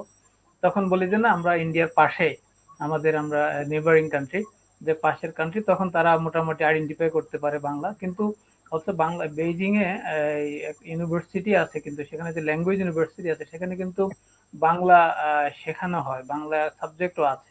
এবং বেইজিং এ আপনার রেডিও আছে, যে চায়না রেডিও, বাংলা অনুষ্ঠান হয় কিন্তু। এবং সেখানে আমরা পেয়েছি, আমাদের ইউনিভার্সিটিতে এসেছিল চাইনিজ, তারা কিন্তু তারা পুরো বাংলা ভাষায় কথা বলতে পারে। মানে তাদেরকে, মানে এবং তাদের বাংলাদেশি কিছু নামও দেয়া আছে। তারা কিন্তু চাইনিজ মানুষ সেখানে জব করে বা বাংলা রেডিও অনুষ্ঠানে, এবং তারা ভালো বাংলা বলতে পারেন, এবং তাদের নামও বিভিন্ন বাঙালি ছেলেদের মেয়েদের যে নাম, সেগুলো দেয়া হয়ে থাকে। যেমন আবার চাইনাদের একটা কমন ফিচার হচ্ছে, আমরা যারা বিদেশি স্টুডেন্ট সেখানে যাই, আমাদেরকে কিন্তু তারা আমাদের নামগুলো বলেই কিন্তু তারা আমাদেরকে ডাকে না, তাদের নিজস্ব ল্যাঙ্গুয়েজে যে যে নামের অংশটা বা যেভাবে সহজ হয়, তারা কিন্তু একটা নাম দিয়ে দেয়, চাইনিজ নাম। এবং টিচাররা আমাদেরকে কিন্তু সে নামেই ডাকেন। তা আসলে বাংলাদেশি বলতে যে অভিজ্ঞতা, এটি আচ্ছা, আমাদের আপনার স্যার নামটা যেটা কি বলছেন। ছিল স্যার? তাহলে আপনার নামটা কি ছিল তো চায়নাতে আমার যাওয়ার নাম তো পরে? সাইফুল, সাইফুল ইসলাম। তো এটা তারা ইসলামকে নিয়ে এসছে ওখানে। তারপরে যে পাসপোর্টের নামের কারণে মোহাম্মদ সাইফুল, লাস্ট ইসলামটা নেম আগে, ফার্স্ট। মোহাম্মদ সাইফুলটা পরে। হ্যাঁ, ফার্স্ট নেম। তো সেক্ষেত্রে তারা আমাকে ই সাইফু বলে ডাকতো, অর্থাৎ ইসলামকে বলতো ই, আর সাইফুলকে বলতো সাইফু।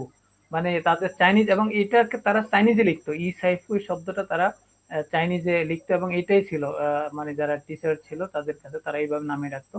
এবং যে স্যার যেটা বলছেন একই ভাবে আমাদের কালারটা হচ্ছে এমন, আসলে আমাদের দিকে কেউ তাকায় না, আমরা না হচ্ছে সাদা, আমরা না হচ্ছে কালো, মানে তাদের তো সাদার প্রতি তাদের আকর্ষণ আছে, দেখা যায় আবার কালোদের সাথে তাদের কালো বুঝে যে দুটো এক গ্রুপ সাদা হবে এক গ্রুপ কালো হবে। আমরা এমন মাঝামাঝি যে আমরা আসলে মানে ওদের কাছে আমরা অনেক সময় দুষ্টামি করে স্টুডেন্টরা যারা বিভিন্ন রিলেশন করতে চায় যে তোমাদের বাংলাদেশের দিকে কেউ আসলে তাকাবো না, কারণ আমরা হয়তো সাদা হতে হবে নাহলে কালো হতে হবে, তাহলে মোটামুটি মানে কদর পাওয়া যাবে। আচ্ছা, এই হচ্ছে অভিজ্ঞতা। তবে স্যার যেটা বলেছেন আসলে আমরা বাংলাদেশে থেকে বাংলাদেশের সমালোচনা করলেও অনেক সময় বাইরে গিয়ে চেষ্টা করতাম যে আমাদের নিজেদের কান্ট্রিকে কিভাবে রিপ্রেজেন্ট করা যায়, পজিটিভ যে বিষয়গুলো আছে সেগুলো উপস্থাপন করা, এবং যেগুলো যেমন আমাদের চায়না বিভিন্ন ইউনিভার্সিটিতে কালচারাল ফেস্টিভ্যাল হয়ে থাকে, সেখানে আমাদের বাংলাদেশে আমাদের স্টল দেওয়ার চেষ্টা করতাম, রিপ্রেজেন্ট করতাম যে ভালো ভালো যে বিষয়গুলো রয়েছে যেগুলো সে বিষয়। এবং আমরা চায়না বেইজিং এ জু আছে, বেইজিং জুতে কিন্তু রয়্যাল বেঙ্গল টাইগার পর্যন্ত সেখানে আছে, এবং তখন তারা ওটার নাম দেখে ওটা বুঝতে পারে যে এটা মানে বেঙ্গল, বেঙ্গল তারা বলে বা এখান থেকে এসছে। আচ্ছা, আমার দ্বিতীয় প্রশ্ন যেটি ছিল সেটি হচ্ছে ল প্রফেশন।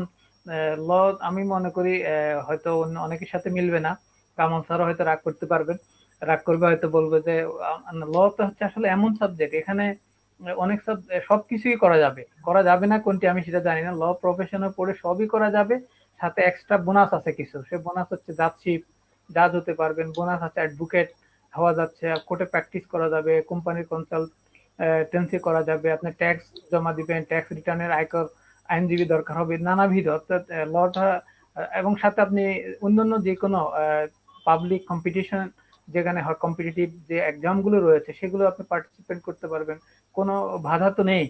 আর শিক্ষকতার ক্ষেত্রে হয়তো শুধু লতে শিক্ষকতা করতে হবে, অন্য সাবজেক্ট হয়তো করা যাবে না, কিন্তু এছাড়া চাকরি, ব্যবসা বাণিজ্য সবকিছুতে করা যাবে। এবং রাজনীতির ময়দানে কিন্তু লয়ের চাহিদা কিন্তু আরো বেশি, আমাদের দেশের মন্ত্রী এমপিরা বেশিরভাগই কিন্তু সবার আগে পরে না কিন্তু অ্যাডভোকেট রয়েছে, সুতরাং law is the great subject I think. Yes, thank you, doctor Mohammad Saiful Islam স্যারকে। আনোয়ার হোসেন লিখেছেন ডাক্তার কামাল স্যারের কথা শুনে আবেগ তাড়িত হয়ে যাচ্ছে। এত ধন্যবাদ, আমি এরকম অনেক কমেন্ট পাচ্ছি, ধন্যবাদ যারা এতক্ষণ আমাদের সাথে আছেন। আমরা অনুষ্ঠানের প্রায় শেষ পর্যায়ে চলে এসেছি, আমি দুটি করে প্রশ্ন করব হয়তো, আর আমন্ত্রিত অতিথিদের কাছ থেকে খুব বেশি সময় নিব না।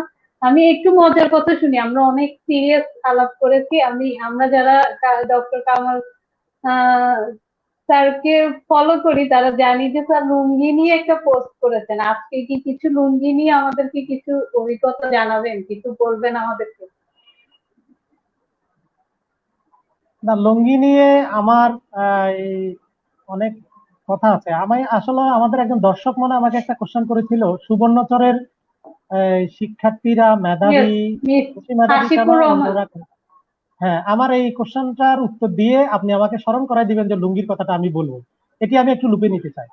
প্রথমত হচ্ছে যে মোটা দাগে এটি ফ্ল্যাট রেটে বলা যাবে না যে সুবর্ণচরের সবাই মেধাবী আর বাকিরা অমেধাবী।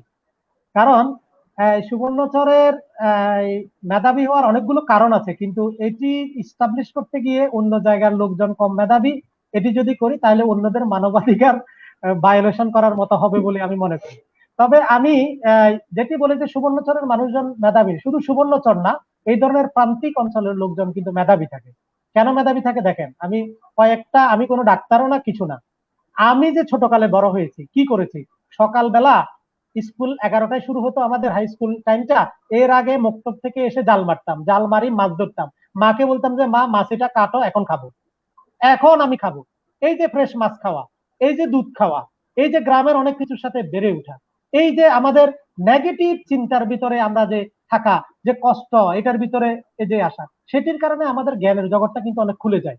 আমরা যদি প্রত্যেকটা মানুষের মেধাটা আসলে আমরা যেটি করি, আমরা যে প্র্যাকটিক্যালি যে জিনিসগুলো আছে, যে চ্যালেঞ্জ গুলো আছে, সেগুলো থেকে আমরা শিখতে পারি। সুবর্ণচরের মানুষের আমি মনে করি এই ধরনের সুযোগটা সবচেয়ে বেশি। ফ্রেশ ফ্রেশ খাবে, মানুষের সাথে কথা বলে, আকাশের দিকেও তাকাতে পারবে, সাগরের দিকেও তাকাতে পারবে, গাছের দিকেও তাকাতে পারবে, মাটির দিকেও তাকাতে পারবে, পানির দিকে তাকাতে পারবে। এই ধরনের অবারিত সুযোগ কিন্তু প্রত্যেকটি অঞ্চলের নেই, যার কারণে আমরা এই যে আমাদের যে অঞ্চলের মানুষগুলো আমরা সজীব থাকবো, ভালো থাকবো। আমি শিক্ষার্থীদেরকে একটি জিনিস বলবো যে আমরা মেধাবী হওয়ার জন্য 3টি কাজ করলে হবে, আর কিছু দরকার নাই। প্রথম হচ্ছে যে রিড, পড়তে হবে। আমি বলতেছি না যে মেমোরাইজ, মুখস্থ করার দরকার নাই। প্লিজ রিড, পড়ো। দেন লিসেন, কারো থেকে শুনতে হবে। কার থেকে শুনবে? যে জানে, যে জানে তার থেকে শুনতে হবে। Read, listen, and then learn experience, যে প্র্যাকটিক্যালি এক্সপিরিয়েন্স অর্জন করো। এই যে 3টা জিনিস যে সমন্বয় করতে পারবে, আমি মনে করি যে সে সবচেয়ে মেধাবী, সবচেয়ে স্মার্ট এবং সে সবচেয়ে ভালো করবে। এবার আসা যাক লুঙ্গির গল্প নিয়ে। আসলে লুঙ্গি তো আমার জীবনের সাথে জড়াই গেছে। হ্যাঁ, আমাদেরকে যখন ছোটকালে ঈদে বিভিন্ন অনুষ্ঠানে যখন বাজার থেকে আমাদের জন্য লুঙ্গি নিয়ে আসতো, আমি দুটি জিনিস বলবো। এটি হচ্ছে যে আমার আব্বা আমার লাইফে কখনো উনি মিথ্যা কথা বলেননি। আমি যদি বলতাম যে আব্বা আমার টাকা লাগবে, বলবো যে আমার কাছে 2 টাকা ছিল, তুমি কি 1 টাকা নিবা, এই ধরনের উনি কথা বলতেন। এরপরে আমি একবার আব্বাকে বললাম যে আব্বা আমার জামাটা একটু ইস্ত্রি করে নিয়ে আসি। দুলাল মিয়ারহাট বাজার, আমাদের বাড়ি থেকে অনেক দূরে।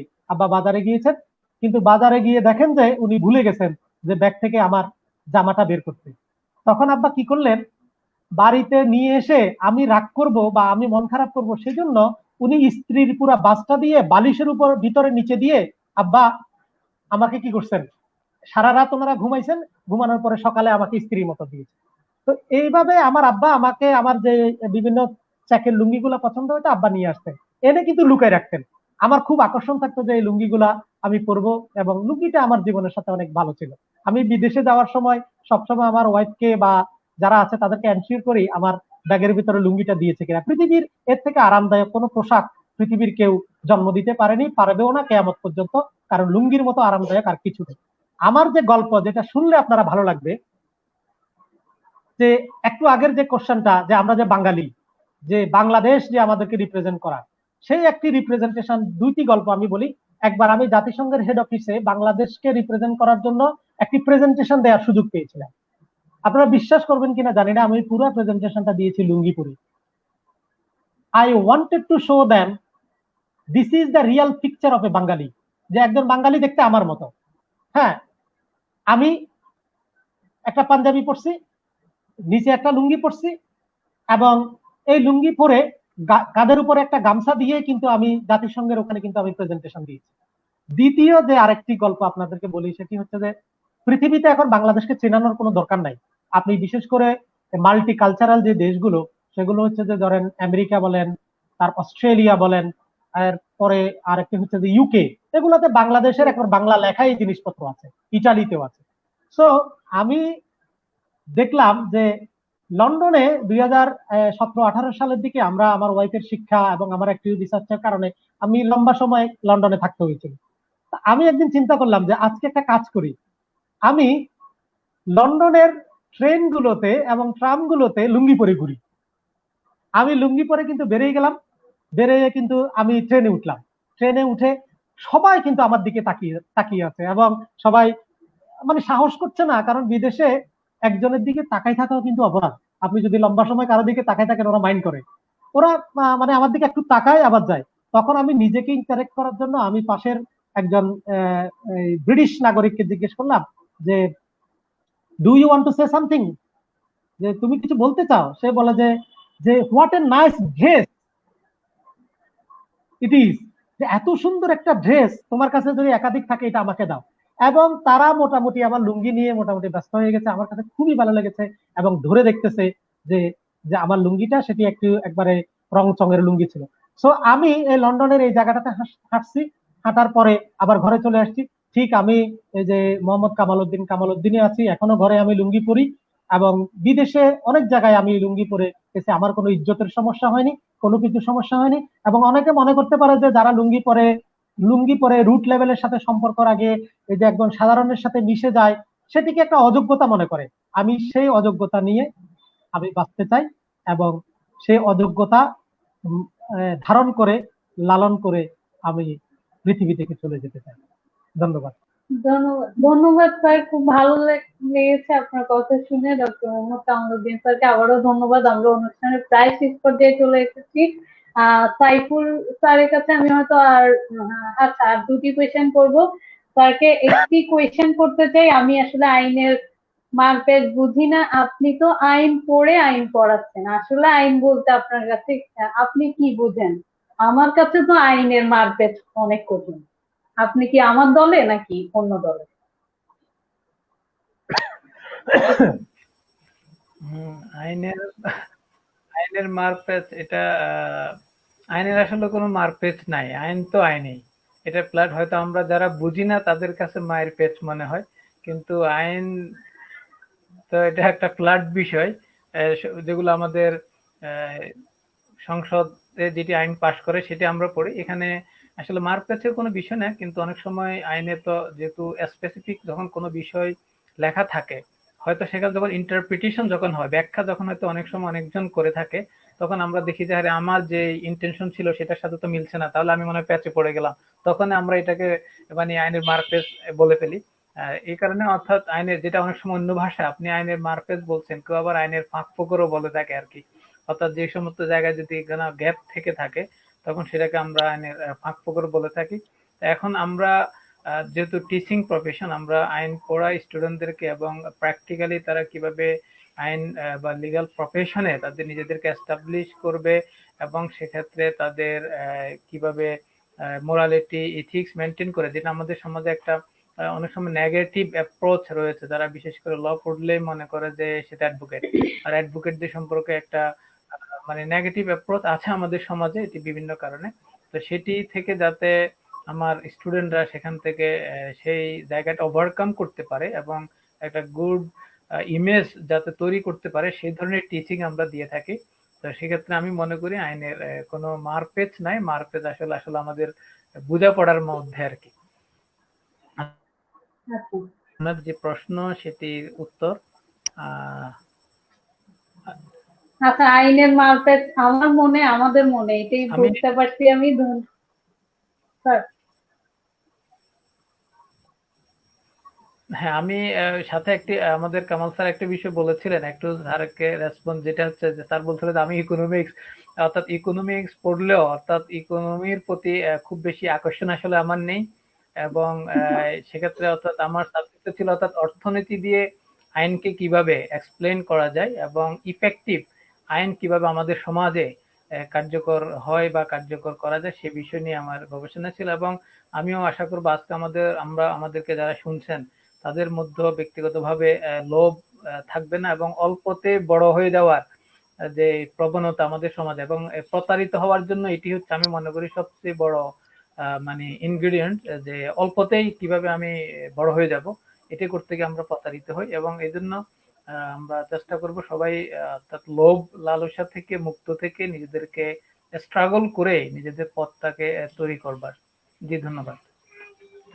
ধন্যবাদ ধন্যবাদ ডক্টর মোহাম্মদ সাইফুল ইসলাম স্যারকে। আমরা অনেক প্রশ্ন পাচ্ছি। এমডি নুরুজ্জামান সোহেল লিখেছেন, তরুণ প্রজন্মের কাছে আপনাদের প্রত্যাশা কি, আর আপনাদের প্রত্যাশা পূরণের জন্য তরুণ প্রজন্মের করণীয় কি, এদিকে আপনাদের সুচিন্তিত দিক নির্দেশনা। আমার মনে হয় এই ধরনের একটা প্রশ্নের উত্তর ডক্টর কামাল উদ্দিন স্যার একটু কিছুক্ষণ আগেই বলেছেন তরুণ প্রজন্ম নিয়ে।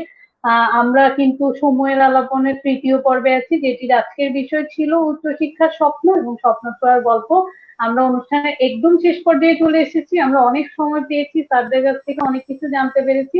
আরো সময় থাকলে হয়তো কিছু জানতে পারতাম। একদম শেষ পর্যায়ে শেষবারের মতো ডক্টর মোহাম্মদ কামালউদ্দিন স্যারের কাছে যাব। স্যার, উচ্চশিক্ষার গুণগত মান এটা নিয়ে একটু বলবেন, মানে বর্তমান বাংলাদেশে এটার কি অবস্থা, এবং এই অনুষ্ঠান নিয়ে আপনার শেষ কোনো কথা থাকলে সেটা বলে আমরা শেষ করবো। উচ্চ শিক্ষার কথা যদি আমি বলি, যে বাংলাদেশের মতো দেশে আমাদের উচ্চশিক্ষা আছে, এটি একটি বড় আশার দিক যে উচ্চশিক্ষা নামে আছে। তা আসলে আপনারা আমাকে হয়তো আজকে যারা আমাদের দর্শক আছেন বা ইয়ে আছেন, তারা হয়তো আমাকে একটু ভুল বুঝতে পারেন। পৃথিবীর কোনো উন্নত দেশে এত অবারিত উচ্চশিক্ষা নাই যে উচ্চশিক্ষাটি আমাদের দেশে আছে। উচ্চশিক্ষার মৌলিক সমস্যা যদি আমি বলি, আপনারা দেখবেন যে প্রত্যেকটি কলেজ এখন দেখবেন যে উচ্চশিক্ষা অনার্স মাস্টার্স, তাই না? এবং জি বিশ্ববিদ্যালয়গুলোতে এখন আমাদের দেশে অনেক বিশ্ববিদ্যালয় কিন্তু হচ্ছে। এখন আমাদের প্রয়োজন অনুযায়ী আসলে বিশ্ববিদ্যালয়গুলো করা হচ্ছে কিনা সেটা একটা ধরনের প্রশ্ন। আপনি যদি গুণগত মানের কথা যদি বলেন, আপনি যে কিভাবে আপনি এতগুলো কলেজে উচ্চশিক্ষাকে রেখে, এতগুলো বিশ্ববিদ্যালয়কে উচ্চশিক্ষা রেখে এবং শিক্ষকদেরকে আমাদের রিসার্চের যে ফান্ডিং, দেশের যে অবস্থা, সেটা বলে কিভাবে উচ্চশিক্ষাটা আপনাকে এনশিওর করতে পারে, সেটি একটি বড় ধরনের প্রশ্ন থেকে যায়। আমি যদি দার্শনিক লেভেল থেকে যদি দেখি, প্লেটো, অ্যারিস্টটল থেকে শুরু করে এবং এখন বর্তমান অক্সফোর্ড এবং ক্যামব্রিজ বিশ্ববিদ্যালয় যে যতগুলো আপনি যদি দেখেন, তাহলে আপনি দেখেন ইউকে নাগরিকদের উপর আপনি সার্ভে করে দেখেন তারা কত পার্সেন্ট উচ্চশিক্ষায় শিক্ষিত হয়। আমাদের মা বাবাদের ডিজায়ার, নিজেদের ডিজায়ার, সেটি হচ্ছে যে কোনো রকম আমরা যদি ইন্টারমিডিয়েট পাস করতে পারি, কোনো না কোনো ভাবে উচ্চশিক্ষার দিকে আমরা চলে যাব। যার কারণে আমরা উচ্চশিক্ষা শেষ করে এসে আমরা কিন্তু প্র্যাকটিক্যালি আমরা আমাদের ওইভাবে আমরা কর্ম পাই না। আর কর্ম না পাওয়ার উচ্চশিক্ষার একটি মৌলিক সমস্যা হচ্ছে আমরা উচ্চশিক্ষাকে কর্মের সাথে সম্পৃক্ত করে ফেলেছি।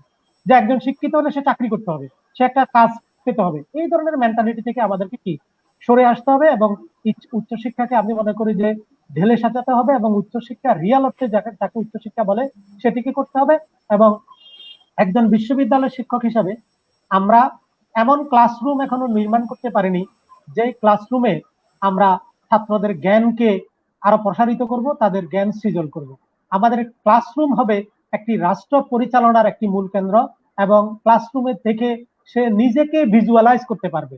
আমি ভিজুয়ালাইজেশনটা এটা এভাবে বলি যে আমি চোখ বন্ধ করে আমি আমেরিকা দেখব, আমি চোখ বন্ধ করে পৃথিবীতে কি আছে সেটি হব দেখবো এবং আমার যে নলেজ সেটিকে আমি আবিষ্কার করব এবং আমরা চিন্তা করব গ্লোবালি, কাজ করব কিন্তু লোকালি।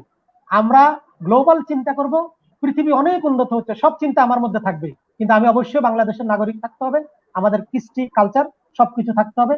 আমাদের উচ্চশিক্ষা আমার সংস্কৃতিকে নষ্ট করার পেছনে অনেক ক্ষেত্রে কাজ করে, তো সেই দিকগুলো আমাদেরকে দেখতে হবে। আর সর্বশেষ আমি একটি কথা বলবো, সেটি হচ্ছে যে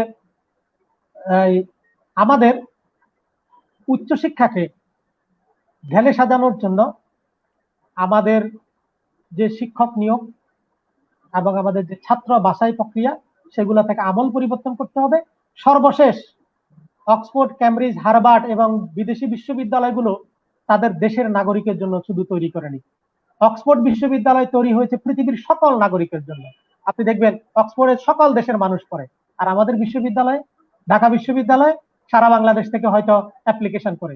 নোয়াখালী বিজ্ঞান প্রযুক্তি বিশ্ববিদ্যালয় আরো একটু লোকালাইজ, চট্টগ্রাম বিশ্ববিদ্যালয়ও লোকালাইজ। এই ধরনের যে আমাদের মেন্টালিটি থেকে আমরা এমন একটি বিশ্ববিদ্যালয় তৈরি করতে হবে যেখানে বিশ্বের নাগরিকরা পড়বে।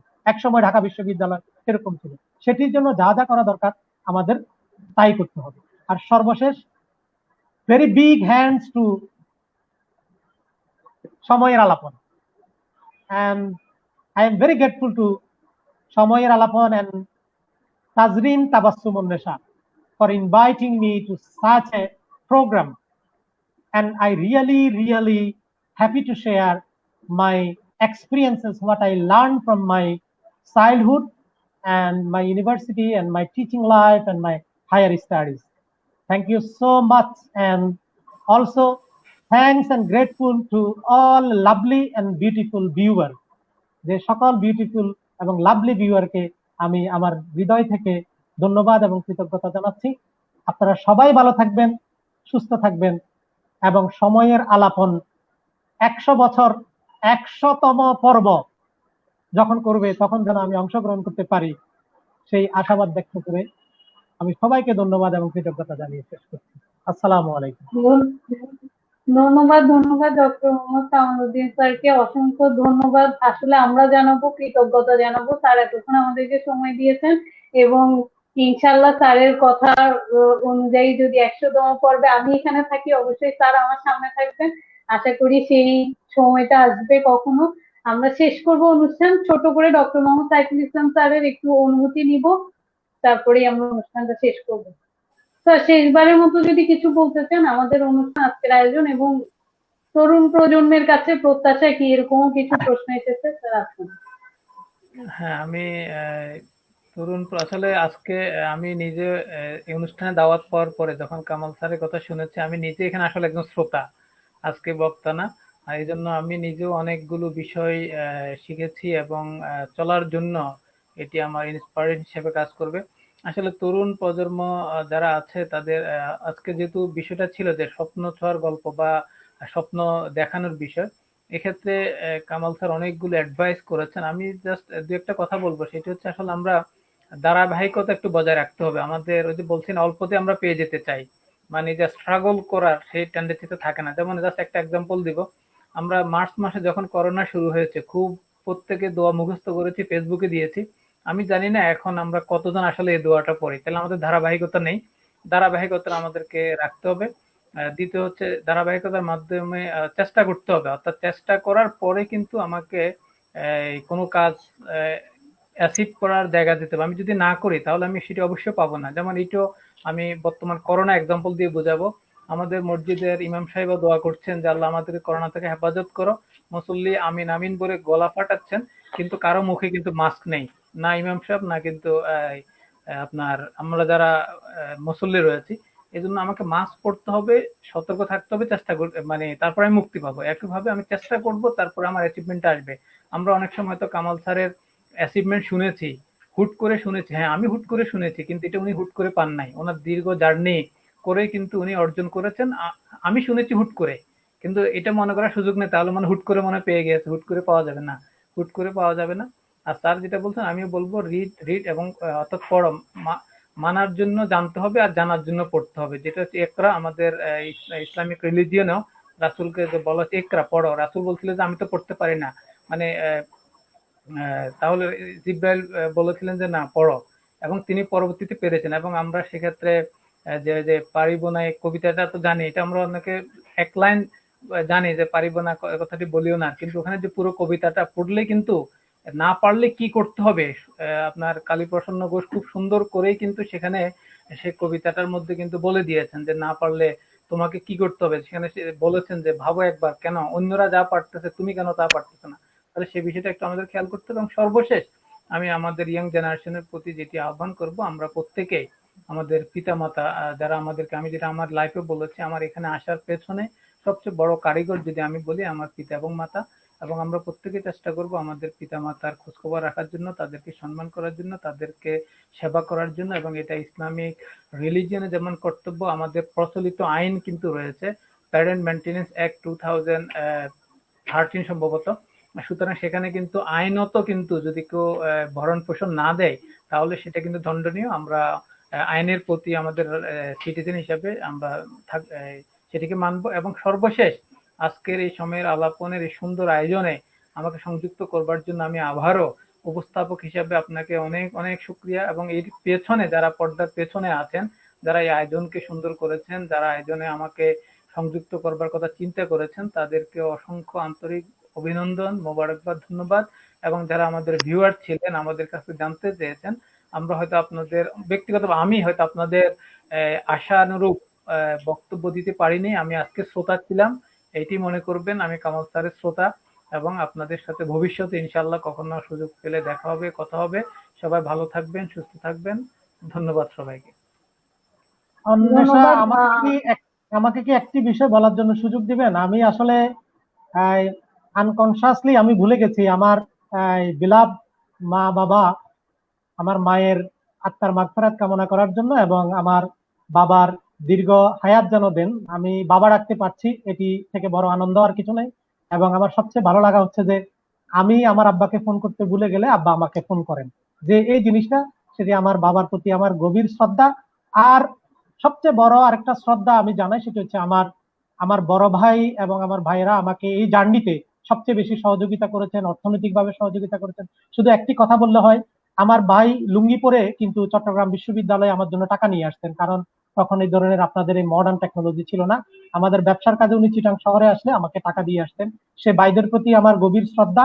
এবং আমার সম্মানিত শিক্ষকদের, এই লং জার্নিতে যে কোনো জায়গায় যে আমার শিক্ষকরা ছিলেন, they were very brilliant teachers, they made me what I am today. আসলে এই মানুষগুলোই আমাকে তৈরি করছে। তাদের প্রতি আমার গভীর গভীর শ্রদ্ধা, ভালোবাসা এবং সময়ের আলাপনকে, এই আমার সাবদেরকে আমার মা বাবার জন্য দোয়া চাওয়ার জন্য সুযোগ করে দেওয়ার জন্য কৃতজ্ঞতা জানাচ্ছি। ধন্যবাদ। ধন্যবাদ আপনার স্যারকে, ডক্টর মোহাম্মদ কামাল উদ্দিন স্যার এবং ডক্টর মোহাম্মদ সাইফুল ইসলাম স্যার দুইজনকেই অসংখ্য ধন্যবাদ এবং কৃতজ্ঞতা আমাদেরকে এতক্ষণ সময় দেওয়ার জন্য, আমাদের আমন্ত্রণে সাড়া দেওয়ার জন্য। এবং আশা করি ভবিষ্যতে আপনারা সময়ের আলাপনের সাথে থাকবেন, ভবিষ্যতে আবার ডাকলে হয়তো আবার আসবেন, ইনশাল্লাহ আবার দেখা হবে স্যারদের সাথে। অনেক গল্প শুনতে পারিনি সময়ের অভাবে, আরো কিছু হয়তো শুনতে পারতাম। খুব ভালো লেগেছে। আমি কথা বলতে চাইনি, শুধু স্যারদের গল্প শুনতে চেয়েছি। যাদের কমেন্ট করতে পারিনি তাদের কাছে আন্তরিকভাবে দুঃখ প্রকাশ করবো, যেহেতু স্যারদের কথা শোনাটাই আমার আজকে মেইন পয়েন্ট ছিল, সেজন্য আমি খুব বেশি কমেন্ট নিইনি। ধন্যবাদ যারা এতক্ষণ আমাদের সাথে ছিলেন, এবং অসংখ্য ধন্যবাদ ডক্টর মোহাম্মদ কামাল উদ্দিন স্যার এবং ডক্টর মোহাম্মদ সাইফুল ইসলাম স্যারকে। আবারও ধন্যবাদ এবং কৃতজ্ঞতা আমাদের সাথে এতক্ষণ থাকার জন্য। যদিও কামাল স্যার বলেছেন যে ডেল কার্নেগির বই না পড়ে এপিজে আবুল কালামের বই পড়তে, কিন্তু আমি কিন্তু ছোটবেলায় ডেল কার্নেগির বই পড়েছি, এই জন্য ওনার একটা উক্তি দিয়ে আমি অনুষ্ঠানটা শেষ করবো। ডেল কার্নেগির একটা বইতে আমি পড়েছিলাম, যার মাঝে সীমাহীন উৎসাহ, বুদ্ধি এবং একটানা কাজ করার গুণ থাকে, তারই সফল হওয়ার সম্ভাবনা বেশি থাকে। আমার মনে হয় তারা দুইজন তার উৎকৃষ্ট প্রমাণ। ধন্যবাদ যারা এতক্ষণ আমার সাথে ছিলেন, সময়ের আলাপনের সাথে ছিলেন। পরের পর্বে আবার দেখা হয়ে যাবে একই সময়। সেই পর্যন্ত সবাই ভালো থাকুন, সুস্থ থাকুন। শুভরাত্রি, আসসালামু আলাইকুম।